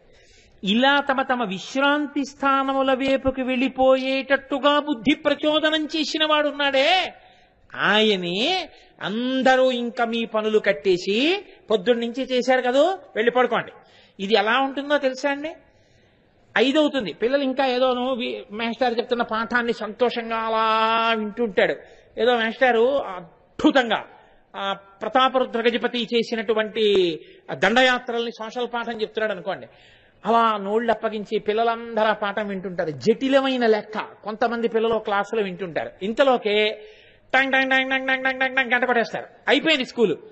ఇంకా మాస్టర్ చెప్తున్న ఆఖరి మాటలు ఎవరికి గబగబ పుస్తకాలు మూసేసి సంచిలో పెట్టేసుకుని వీళ్ళు గబగబా లేచి నిలబడిపోతారు అంతే. సరే అని మాస్టర్ కూడా డస్టర్ పుస్తకం మడత పెట్టేసి ఓసారి ఇలా తుడిచేసుకుని ఆ క్లాస్ లీడర్ ఎవడో పట్టుకుని గబగబా రూమ్లోకి వెళ్ళిపోతుంటాడు, ఈయన నడుచుకుంటూ వెళ్ళిపోతుంటాడు అంతే. ఈ పిల్లలందరూ కోలాహలంగా రోడ్డెక్కేసి పరుగులు ఇంక ఇళ్ళకి. గంట కొడితే వెళ్ళిపోవడం ఎలా ఉంటుందో మళ్లీ ఆకాశంలో నీలలోహితుడు రుద్రుడు కనపడేటప్పటికీ సమస్త భూతములు విశ్రాంతి వైపుకి వెళ్ళిపోవడం అలా ఉంటుంది. అది మీరు దర్శనం చేసి ఆనందించాలి. ఆ నీలలోహిత రుద్రుడు కనపడగానే సమస్త భూతములు విశ్రాంతిలోకి వెళ్ళిపోవడానికి మళ్ళీ ఉద్యుక్తమవుతుంటే అబ్బబ్బబ్బా ఏమి శివానుగ్రహం రా, మళ్ళీ ఇవన్నీ వెళ్ళిపోయి కంబళి ఉన్నవాడు కంబళి కప్పుకుని, నేల మీద పడుకునేవాడు నేల మీద, ఓవర్ బ్రిడ్జి ఫుట్పాత్ మీద పడుకునేవాడు ఫుట్పాత్ మీద, డబల్ కాట్ బెడ్ ఉన్నవాడు బెడ్ మీద, ఏసీ ఉన్నవాడు ఏసీ వేసుకుని, ఏసీ లేనివాడు ఫ్యాన్ వేసుకుని, ఎవడు ఎలా పడుకుంటే అలా. మీరు మధ్యాహ్నం రాత్రి 2ంటికి ఒకసారి లేచి వచ్చి బాల్కనీలో నిలబడి అలా చూడండి, పై మేడ ఎక్కి లోకాన్ని. ఆఖరికి వీధి చివర కుక్క కూడా కాళ్లతో గుంట తవ్వుకుని అందులో పడుకుని తన మూతి తీసుకెళ్లి కాళ్ల మధ్యలో పెట్టేసుకుని పడుకుంటాడు. సమస్త భూతములకు కూడా ఇంద్రియముల శక్తినివ్వడానికి నిద్రాకాలిక సుఖమునిచ్చి అందరినీ తన ఒడిలోకి తీసుకుని, అలిసిపోయినటువంటి పిల్లలు అమ్మ వెంకటాచలంలో మరమరాలు కొనిపెట్టి ఆ మరమరాల మిక్చర్ కూర్చుంటే ఇట్నించోడు తల పెట్టుకుని పడుకుంటే అందరూ గుళ్ళు చేయించుకుని నిద్రపోతుంటే అమ్మ తొడలు కాళ్ళు ఎత్తితే వాళ్ళకి ఎక్కడ నిద్రాభంగం అవుతుందో అని నేను పెడుతున్నా, వాళ్ళ వీపుల మీద జో కొడుతూ తన అలా చూస్తుంటే నిద్రపోతున్న పిల్లల వంక చొంగ కారుస్తూ తన చీర తడిచిపోతున్నా మురిసిపోయిన అమ్మలా ఇన్ని భూతములను తన ఒడిలో సేద తీర్చి నిద్రపుచ్చుతుంటాడు. అది శివస్వరూపం. ఇది దాన్ని దర్శనం చేయండి, అవ్యక్తానందం. ఆహా తండ్రి ఏమి శక్తినిది, ఏమి ఉదారుడవు తండ్రి. మళ్ళీ తెల్లవారుతుందంతే. అఖిల జగముల కంజర యగుతు జనసమాజ కరపుట హృదయ సరోజములకు ముకుళనంబును జృంభణంబును నచ్చి భానుబింబంబు పూర్వాద్రిపై వెలింగే అంటారు తిక్కన గారు విరాట పర్వంలో. మళ్ళీ సమస్త భూతములను మేల్కొలుపుతాడు. అందరూ లేచి తమ పనులు తాము మొదలు పెడతారు. అయ్యో ఎవరికేం కష్టం వస్తుందో ఓసారి నన్ను చూసేడితే బాగున్నాం. ఇంకో చోట కనబడితే వాడు తెల్లారకట లేచి రాడు. ఎవడింట్లోంచి వాడు ఇలా పైకి చూసినా కనపడేటట్టు నీలలోహిత రుద్రుడై ఆకాశంలో కనపడతాడు. అందుకే వేదం అంది, ద్రాపే అంధసస్పతే దరిద్రం నీలలోహిత ఏషాం పురుషాణాం పశూనాం ఆభేర్మో రోమో ఏషాం కించనా మమత్ అంది. ద్రాపే ఈశ్వరా, నీవు మేము చేసినటువంటి పాపములను దృష్టిలో పెట్టుకుని మమ్మల్ని కష్టపెట్టవద్దు. నువ్వు అన్నమునకు అధిదేవతవి. అన్నం తినాలన్నంతసేపే బతికి ఉంటాడు. అన్నం మీద వైముఖ్యం వచ్చేసిందో వెళ్ళిపోతున్నాడని గుర్తు. అన్నం తినగలిగినటువంటి అదృష్టాన్ని మాకి, సుఖములను ఇంట్లో ఉండడం కాదు వాటిని అనుభవించగలిగినటువంటి ప్రజ్ఞ. ఇంట్లో ఏసీ ఉంది, గుండెల నిండా శ్లాష్మ ఉంది, ఏమిటి ఉపయోగం? వేసుకోవడానికి వీల్లేదు. ఇంట్లో మంచి చింతకాయ పులుసు పెట్టగలిగిన భార్య ఉంది, ఒంటి నిండా బీపీ ఉంది, ఏమిటి ప్రయోజనం? తినడానికి వీల్లేదు. ఇంట్లోనేమో బాగా ముగ్గిన సీతాఫలాలు ఉన్నాయి, ఒంటి నిండా 370 షుగర్ ఉంది, ఏమిటి ప్రయోజనం? తినడానికి లేదు. ద్రాపేయం ధసస్పతే దరిద్రం నీలలోహిత ఏషాం పురుషాణాం ఏషాం పశూనాం ఆభేర్మో రోమో ఏషాం కించనా మమత్. ఇది అభిషేకం. చల్లబడు తండ్రి, నువ్వేం చేస్తావో తెలుసా? అన్నం తినే అదృష్టాన్ని, సుఖములు అనుభవించగలిగిన అదృష్టాన్ని నాకే కాదు పశువులకి, శం చతుష్పదే శం ద్విపదే 2 కాళ్లున్నవి 4 కాళ్లున్నవి మా పశువులు మేము ఆయుర్దాయంతో సంతోషంగా ఆనందంగా ఉండగలిగినటువంటి స్థితిని కటాక్షించు.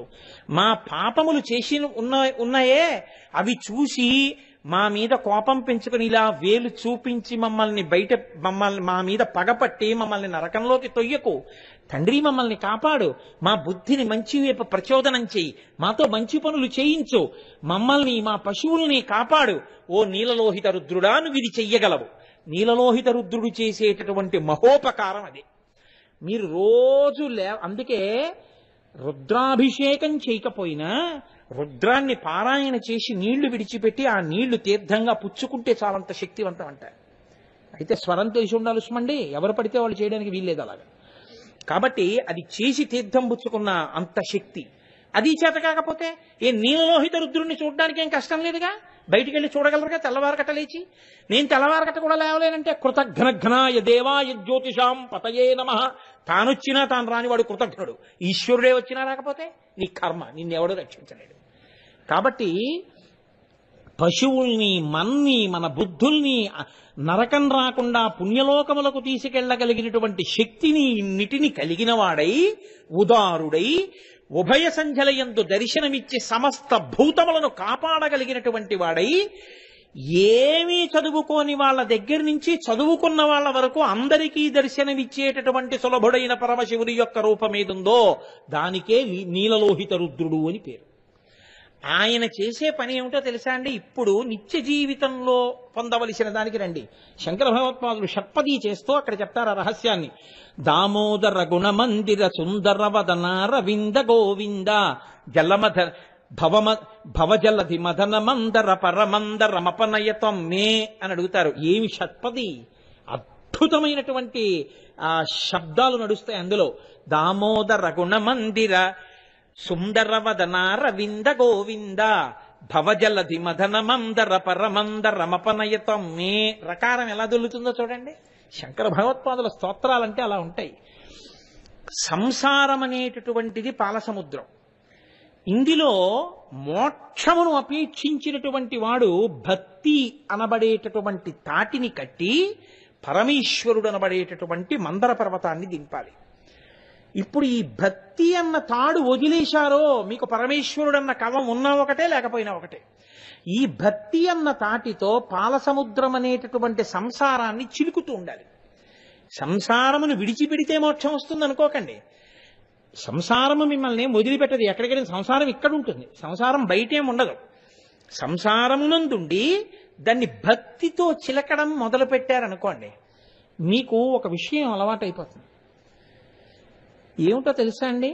మీరు భక్తితో సంసారమును చిలకడం మొదలు పెట్టగానే మీకు ఉత్తర క్షణం గొప్ప అనుగ్రహం కలిగిపోయి వెంటనే పరమేశ్వర దర్శనం అయిపోతుందని మీరు అనుకోకండి. ముందేం ప్రారంభమవుతుందో తెలుసా అండి? ఏవి ఏవి మీరు ఊడ్చి చాటకెత్తాలో మీకు తెలుస్తుంది. మీరు పట్టుకున్నారో లేదో నేను అన్నమాట. ఇల్లు తుడిచేవాళ్ళు మీరు చూడండి, వాళ్ళు ఏం చేస్తారు? ఎక్కడికక్కడ పోగెత్తి కిటికీల్లోంచి విసరడం అలా చేయరు. జాగ్రత్తగా అన్నిటి కింద నుంచి చీపురు కట్టతో ఇలా లాగుతూ ఉంటారు. ఓ ఉంగరం ఉంది అక్కడ, వాళ్ళు ఏం చేస్తారు? తుడిచేయడమే నా ప్రయోజనం, తుడిచేస్తారా? వెంటనే ఇలా తీసి, అయ్యయ్యయ్యో ఎవరే ఉంగరం ఇక్కడ పడేశారు, వద్దంటే వినవు, ఉంగరం పెట్టమ్మా ఉంగరం పెట్టమ్మా ఉంగరం పెట్టమ్మా అని తినేస్తావు. చూడు ఉంగరం ఎక్కడ పడేశావు. ఆ వేలుకి గట్టిగా ఉండట్లేదనైనా దారాలు కట్టాను, ఆ దారాలన్నీ పీకేశావు. చూడు ఉంగరం ఎలా పడిపోయిందో. నేను చూశాను కాబట్టి సరిపోయింది, అవతల అన్ని పనులు ఉన్నాయి, మళ్ళీ నీ కాలేజీకి వంట ఉండాలి, నేను గబుక్కుని తుడిచేస్తే ఏమయ్యేది అని. బంగారు ఉంగరం అయితే మళ్ళీ కూతురికిస్తుంది, అవతల పారేయవలసిందైతే అన్నిటినీ తీసి పోగు పెట్టారంటారు. మీరు జాగ్రత్తగా గమనించాలి ఆ మాట. ఏం చేస్తారో తెలుసండి? పోగెడతారు అంటే ఒక మూలకి చేరుస్తారు. చేర్చి ఇప్పుడు దీన్ని చీపురి కట్టతో జాగ్రత్తగా చాటలోకి ఎత్తుతారు. ఎత్తి ఈ చాటలోని పోగంతటిని తీసుకెళ్ళి ఒక డబ్బాలో వేస్తారు. ఇలా అన్ని గదుల్లోది పోగెట్టి పోగులన్నీ ఎత్తి డబ్బాలో వేస్తారు. ఈ డబ్బాలో పోగంతా పట్టుకెళ్ళి వీధిలో ఉన్న పెంట పోగులో పోస్తారు. ఈ పోగునంతటిని ఇంకో ఆయన పట్టుకెళ్ళి ఇంకో చోట పోస్తారు. దాన్నంతటినీ కలిపి కాయిచ్చేస్తారు కదూ. మీ ఇంట్లోనే ఏర్పడినటువంటి ధూళిని మీ ఇంట్లోనే మీరు తుడిచి పోగు పెట్టి ఎత్తడం రావడమే హాలాహలం అనేటటువంటి దాన్ని భక్షించడం. సంసారంలో ఉన్నవాడికి కామము, క్రోధము, మదము, మాత్సర్యము ఇవి లేకుండా ఎలా ఉంటాయండి నాకు చెప్పండి. చాలా మంది ఏమంటారంటే కామక్రోధాదులను వదిలిపెట్టండి అంటారు. వదిలిపెట్టడానికి నేను పట్టుకోలేదు, అవి నన్ను పట్టుకున్నాయి. నేను వదిలేయండి. నేను వదిలేయాలంటే నేను పట్టుకుని ఉంటే కోపాన్ని, ఓ కోపమా నిన్ను వదిలివేయుచున్నాను అని సంకల్పం చేసి వదిలేస్తాను. నేను వదలలేదు, నేను కాదు పట్టుకున్నది, అది పట్టుకుంది నన్ను. అస్తమానం పట్టుకుంటుంటుంది వచ్చి. నాకు ఒళ్ళు తెలియదు ఇంకంతే. ఇంకా దానిలో పరవశం, ఎంత కేకలేసేస్తుంటాను అంటే అలా వేస్తుంటావా అనుకోకండి, నేను ఉదాహరణ చెప్తున్నాను అంతే. కామము నేను పట్టుకోలేదు, అది నన్ను పట్టుకుంటూ ఉంటుంది. పట్టుకుంటే అంతే. అజామీయుడు ఎంత గొప్పవాడు, పడిపోలేదు, జారుడి మెట్ల మీద పడిపోయినట్టు పడిపోతాడు అంతే. పట్టుకోకూడని రీతిలో కామం పట్టేసుకుంటే లోభము, పట్టకూడనంత పట్టుకుంటే పడిపోతాడు అంతే. ఇవి నిన్ను పట్టుకుంటాయి. ఇవి నిన్ను పట్టుకుంటున్నాయి అని నువ్వు గ్రహించి వీటి నుంచి నిన్ను విడిపించమని ఈశ్వరుణ్ణి ప్రార్థించాలి. అప్పుడు ఈశ్వరుడు ఏం చేస్తాడో తెలుసా అండి? వీటిని పోగెట్టడం నేర్పుతాడు. పోగు ఎప్పుడు పెడతారు మీరు? అది చెత్తని మీకు తెలిస్తే, ఇది అక్కర్లేదు బయట తీసేద్దాం అంటేనే పోగెడతారు. అసలు ముందు పోగెట్టడం వస్తుంది. ఓ, ఇది మన దగ్గర ఉండకూడనిది. ఇప్పుడు ఉండకూడనిది దేని వల్ల వస్తోందో మీరు పట్టుకున్నారనుకోండి, మీరు ఏం చేస్తారో తెలుసా అండి? కాబట్టి ఆ వస్తువుతోనన్నా సంఘం తగ్గించేస్తారు. ఒకరితో సంఘంలో ఉండడం వల్ల మీకు ఎక్కువ కోపం వస్తుంది అనుకోండి, రాకూడదు. ఆ వ్యక్తి మీకు భగవన్ మార్గంలో సహకరించకపోగా మీ యందు రాక్షసత్వాన్ని పెంచుతున్నాడు ఆ మాటలు, ఆ సంఘం తీసేస్తారు. వద్దు, ఇతనితో దూరంగా ఉందాం మనం. తర్వాత స్థాయిలో ఏం చేస్తారు? అలా ఎంతమందిని మీరు పక్కకి పెడతారు? ఇప్పుడు వాళ్ళేం మాట్లాడుతుండండి, దాని ప్రభావం మీ మీద లేకుండా, మీరు కోపం పొందకుండా మీరు యథాస్థితిలోనే ఉంటారు. ఇది విషం, ఇది హాలాహలం, ఇది అగ్ని, ఇది రెచ్చగొడుతూ ఉంటుంది, కాలుస్తూ ఉంటుంది. ఇది కామము, క్రోధము, లోభము, మదము, మాత్సర్యము, ఇవన్నీ కూడా హాలాహలమే. ఇవి పోగు పెట్టడం, పక్కకి తీయడం రావాలి. ఈ పోగు పెట్టడం అన్నది రాలేదనుకోండి, దానికి వశం అవ్వడమే మీకు చాలా సంతోషంగా ఉంటుంది. మీరు గమనించండి, ఈశ్వరుడి స్తోత్రం కన్నా మీకు ఎవరితో అభిప్రాయ భేదం ఉందో వాళ్ళనే తలుచుకు వాళ్ళతో మీరు మాట్లాడబోయేది వాడి మాట ఫోన్ చేస్తారు కదా, ఫోన్ చేసి ఓసారి మీ ఇంటికి వస్తానంటాడు. వస్తానంటే నేనేమంటానో తెలుసా? ఏమిటండో మీరు మా ఇంటికి రావడం ఏమిటి అంటాను. అన్న తర్వాత వాడు ఇలా అంటాడు, వాడు ఇలా అన్నా నేను ఇలా అంటాను అని, మీకు మీరే రెండు పాత్రలు అయిపోయి ఇలా అంటాడు, అలా అంటాను. ఎందుకు వచ్చింది ఇదంతా? కోపం. అంటే మీరు ఎలాగో అలా అవతల వాడిని కూడా బాధ పెట్టాలి. ఇప్పుడు బాధ పెట్టేస్తే మీకు తృప్తి అయిపోతుంది. ఇప్పుడు అలా అనుకోవడంలో కొంత తృప్తి అయిపోయాక 10 నిమిషాలు ఆగి, అసలు మీరే మా ఇంటికి రండి అంటే వాడు మళ్ళీ మంట వస్తుంది. వాడు అలా అన్న అంటాడు రోయ్. మీరు చూడండి ఎందుకు వచ్చింది ఇదంతా? పోగెట్టడం మీకు రాలేదు. మీరు మా ఇంటికి రమ్మంటే ఈశ్వరుడు పిలిచినట్టు, మన ఇంటికి వస్తే ఈశ్వరుడు వచ్చినట్టు. నీకేదో ఉపకారానికే వచ్చాడు, నీకెందుకు కోపం?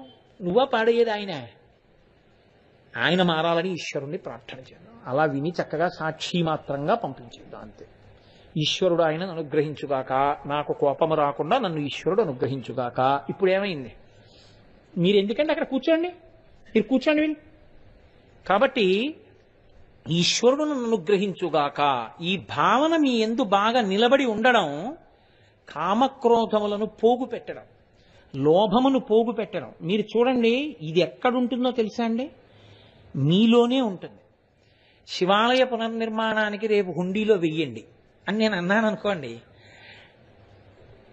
ఎంత డబ్బు ఖర్చు పెట్టేశాం, 1016 వేద్దాం అంటుంది ఇక్కడ. అనగానే మనం 1016 వేస్తే మాత్రం బోళ్ళంత మంది ఉన్నారు సభలో, అందరూ ఇలా తలో 1016 వేస్తే నాగబాబు గారు 10 శివాలయాలు కట్టచ్చు. అంత అక్కర్లేదు, అందరం తలకో 100 వేసినా అబ్బో బోల్ డబ్బు. ఎలాగో అలా మీ చేత ఒక 1116 రూపాయలు శివాలయ పునర్నిర్మాణానికి వెయ్యకుండా అన్య ప్రయోజనానికి అది ఖర్చు పెట్టేటట్టుగా మీకు ప్రబోధం చేస్తుంది. మీరు తుడిచారనుకోండి, నోరు మొయ్యి, నాకు తెలుసు, ఇప్పుడు నువ్వు ఆ 900 రూపాయలు మిగిలిన వాటిని పట్టుకు తినేస్తే ఈ శరీరం రక్షింపబడుతుంది. 1116 శివాలయానికి వేస్తే ఈ జీవుడు ఎక్కడున్నా 6వ వంతు పడుతూ ఉంటుంది. నా కోసం చేసుకోవద్దు, ఎన్నాళ్ళు నన్ను మభ్య పెడతావు, ఇలాగా వేసేస్తాను 1116 అని మీరు అన్నారనుకోండి, మీరు పోగెట్టేశారని గుర్తు. ముందొచ్చేది శివానుగ్రహము కాదు, జ్ఞాపకం పెట్టుకోండి. అందుకే పాల సముద్రాన్ని చిలికితే ముందు ఏదీ రాదు, హాలాహలమే వస్తుంది. దాన్ని ఎవరు తినాలి? శివుడే తినాలి. అదే అగ్రపూజ, అదే శివుడికే ఇస్తారు. ఎందుకో తెలుసా అండి? ఈ భావన ముందు పక్కకెడితే తప్ప మీరు అసలు సాత్విక భావన యందు నిలబడలేరు. నేను చాలా మంచిగా ఉంటానండి అంటే ఉంటారేంటి? ఎలా ఉంటారు? ఎలా కుదురుతుంది? చెడ్డగా ఉండడం రాకుండా ఉంటే మంచిగా ఉండడం మీకే అలవాటు అవుతుంది. ఇది రావాలి అంటే పాల సముద్రాన్ని చిలకడంలో ఉన్నటువంటి అంతరార్థం ఏమిటో మీకు తెలియాలి. ఇది తెలియాలి అంటే ఇదంతా ఎప్పుడు ఉంటుంది? ఈ ఈ సంకటం అంతాను ఈ ఆలోచనలు రావడం, సంకల్ప వికల్పాలు, ఇది చేద్దామా, ఇది చెయ్యొద్దా, వాడు వస్తాడా, వీడు వస్తాడా, వాడిని అందామా, వీడిని అందామా, వాడిని విసుక్కుందామా, వీడిని విసుక్కుందామా, వాడిని తిడదామా, మనం తిట్టించుకుందామా, వాడిని కొడదామా, మనం కొట్టించుకుందామా, ఈ ఆలోచనలన్నీ ఎప్పుడు? మీరు లేస్తే. మీరు లేవడం అంటే మీ మనసు లేస్తే. మనసు ఎక్కడుంది? నిద్రలో ఉంది. నిద్రలో ఉన్నప్పుడు మీకు ఏమైనా ఆ రాగద్వేషాలు కానీ ఏమైనా ఉన్నాయా? మీ శత్రువే వచ్చి మీ పక్కన నిలబడ్డా మీకు తెలియదు, మీరు అలాగే నిద్రపోతుంటారు. ఎందుకంటే మనసు లేదు, నిద్రపోయింది, ఆత్మలోకి వెళ్ళిపోయింది. అది లేచింది, శత్రుమిత్రుభావన వచ్చేసింది, నామరూపాలు వచ్చేసాయి, ప్రీతి అప్రీతి వచ్చేసాయి, ద్వంద్వాలన్నీ వచ్చేసాయి. ఇప్పుడు లేవగానే వచ్చే వాటన్నింటినీ తొడవగలిగిన శక్తిని ఇవ్వగలిగిన వాడు నీలలోహితుడై ఉన్నాడు. అది హలాహలాన్ని శివుడు తిన్నవంటే. అందుకని ఆయన నీలలోహితుడుగా ఆకాశంలో కనపడతాడు. రే, ఇలా ఎన్నాళ్ళు బతికేస్తావురా, తుడవడం నేర్పుతాను, పోగు పెట్టడం నేర్పుతాను. పొద్దున్నే ఏం చేస్తాం? ఇల్లు తుడుస్తాం, పోగెడతాం. నీకు ఇక్కడ తుడవడం పోగెట్టడం కూడా నేను నేర్పుతాను. ఇది నీకు రావాలంటే, ఈ శక్తి కలగాలంటే ఓసారి పైకెత్తి చూడు, చూస్తే నీ మీద అనుగ్రహం వర్షిస్తాను, జీవితాన్ని దిద్దుతాను. ఇది నీలలోహితుడు. ఇది వేదంలోకి వెళ్ళి మంత్రంగా మారితే ద్రాపే అంధస్వస్పతే దరిద్రం నీలలోహిత ఏషాం పురుషాణం ఏషాం పశూనాం ఆభేర్మో రోమో ఏషాం కించనా మమత్. మీరు ఎప్పుడు ఈశ్వరుణ్ణే స్మరణ చేస్తూ ఆయన ప్రీతి కొరకే, కోపం పొందకుండా ఉండడానికి, కోపాన్ని విడిచిపెట్టడానికి, ఆయనని ఆధారంగా చేసుకుని బ్రతకడం మీకు అలవాటైపోయింది అనుకోండి. అప్పుడు మీరు మీ వ్యక్తి స్థాయిలో మీ మనసుకి లొంగి ఉండలేదు, ఈశ్వరుడికి లొంగి ఉంటున్నారు. ఇప్పుడు ఆయన హాలాహలాన్ని బుచ్చుకొని, అంటే ఆ పోగెత్తి అవతల పారేసి మీకు రక్షణ కల్పించి ఒకనాడు ఆయనే మీకు దర్శనమిస్తాడు. అదే అమృతాన్ని తినడం. ఆ అమృతాన్ని తింటే ఏమవుతుంది? అటువంటి వాడు తమసోమా జ్యోతిర్గమయ మృత్యోర్మా అమృతంగమయ. వాడు చీకటిలోంచి వెలుతురులోకి వెళ్ళిపోతాడు, మృత్యువులోంచి అమృతంలోకి వెళ్ళిపోతాడు. అంటే ఇంకా మళ్లీ పుట్టి మళ్లీ చావవలసిన స్థితి లేకుండా శివుడిలో కలవడానికి, మోక్షం పొందడానికి ఎక్కడ ప్రారంభం కావాలో ఆ ప్రారంభ స్థానం దగ్గర మీరు నిలబడితే చేయి పట్టుకు తీసుకెళ్ళిపోవడం ఇంకా ఆయన వంతు. ఆ స్థానాన్ని నేర్పగలిగినటువంటి అద్భుతమైనటువంటి నామము నీలలోహిత. అదే శ్రీకంఠ, అదే శితికంఠ, అదే హరహ. కాబట్టి ఎన్ని నామాలు చెప్పాను నేను ఇవాళ? 4 నామములు పూర్తి చేసేశాను. కాబట్టి అటువంటి మహానుభావుడై భక్తుల యొక్క ఆర్తి తీరుస్తూ ఉంటాడు అని ఇవాల్టి ఉపన్యాసాన్ని పూర్తి చేస్తూ మీరు ఒక్క విషయాన్ని బాగా జ్ఞాపకం పెట్టుకోండి. రేపటి రోజు మళ్లీ రమ్మంటే వచ్చే రోజు కాదు. శివుడు మూపురమై, అందున విష్ణునాలయంలో గోవు యొక్క పూజ అంటే మాటలతో కూడుకున్న విషయం కాదు. శుక్లపక్షంలో పరదేవత ఎప్పుడు పరదేవత ఆవహించి ఉంటుంది. పరదేవతయే ఆవు. అందుకే నేను తరచూ చెప్తుంటాను ఈ మాట. మఠాల్లో 3 పూజలు చేస్తారు: గోపూజ, అశ్వపూజ, గజపూజ. గజపూజ చేసినప్పుడు పశుపూజ, అశ్వపూజ చేస్తే పశుపూజ, గోపూజ చేస్తే ఈశ్వర పూజ. గోవుకి పశుపూజ కాదు, గోవుకి చేసిన పూజ ఈశ్వరుడికి చేసినట్టే. అందుకే శృంగగిరికి పీఠానికి ఆధిపత్యం వహించినటువంటి చంద్రశేఖర భారతీ స్వామి మహానుభావుడైన నిరంతర సమాధి స్థితిలో ఉండేవారు. అటువంటి ఆయన అప్పుడప్పుడు శారదాదేవి గుళ్ళోకి వచ్చి పూజ చేస్తుండేవారు. ఆయన ఒక రోజున శారదాదేవి గుళ్ళోకి వస్తున్నారు శృంగేరిలో. పక్కన శిష్యులు పూజా సంభారాలన్నీ పట్టుకుని వస్తున్నారు వెనకాల. తీరా ఆయన గుళ్ళోకి ఎడదాం అనుకుంటుంటే గుడి రాజద్వారం ముందుకొచ్చి ఓ ఆవు పడుకుంది. శిష్యులు గబగబా వెళ్ళి లేపబోతున్నారు. ఆయన అన్నారు, లేపకండి, నేను పూజకు వస్తున్నానని పరదేవత బయటికి వచ్చింది. పీట అక్కడ అయిందని కూర్చుని ఆయన ఆ ఆవుకి పూజ చేసేశారు. ఆవు లేచిపోయింది. ఆయన గుడి లోపలకు కూడా వెళ్ళలేదు, బయటికి మళ్ళీ వెళ్ళిపోయారు గురి నివాసంలోకి. అంటే పరదేవతయే ఆవు రూపంలో వచ్చి నిలబడుతుంది.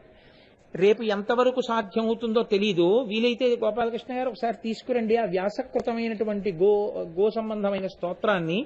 వ్యాస భగవానుడు గోవు మీద ఒక స్తోత్రమే చేశాడు, అద్భుతమైన స్తోత్రం. అథర్వణ వేదంలో గోగీత అని గీతే ఉంది, గో సూక్తము అని సూక్తమే ఉంది. అంత గొప్ప గోపూజ చెయ్యడం, చూడడం, వినడం, ప్రోత్సహించడం, నలుగురికి 4 వాటాలు. కాబట్టి రేపు 6:30 ఒక సెకన్ అటు కాదు, ఒక సెకన్ ఇటు కాదు, 6:30 గోపూజ ప్రారంభం అవుతుంది. కాబట్టి కార్తీక సోమవారం చక్కగా తెల్లవారుజామున స్నానం చేసి సంధ్యావందనాదులు నిత్యకర్మానుష్ఠానం చేసుకుని 6:30 అలా ప్రాంగణంలోకి వస్తే అందరూ ఉదయం గోపూజ చూద్దురు గాని గోస్తోత్రాన్ని అందరం కలిసి చెప్దాం. అందరం పూజ చేయబడినటువంటి గోవుకి ప్రదక్షిణం చేద్దాం.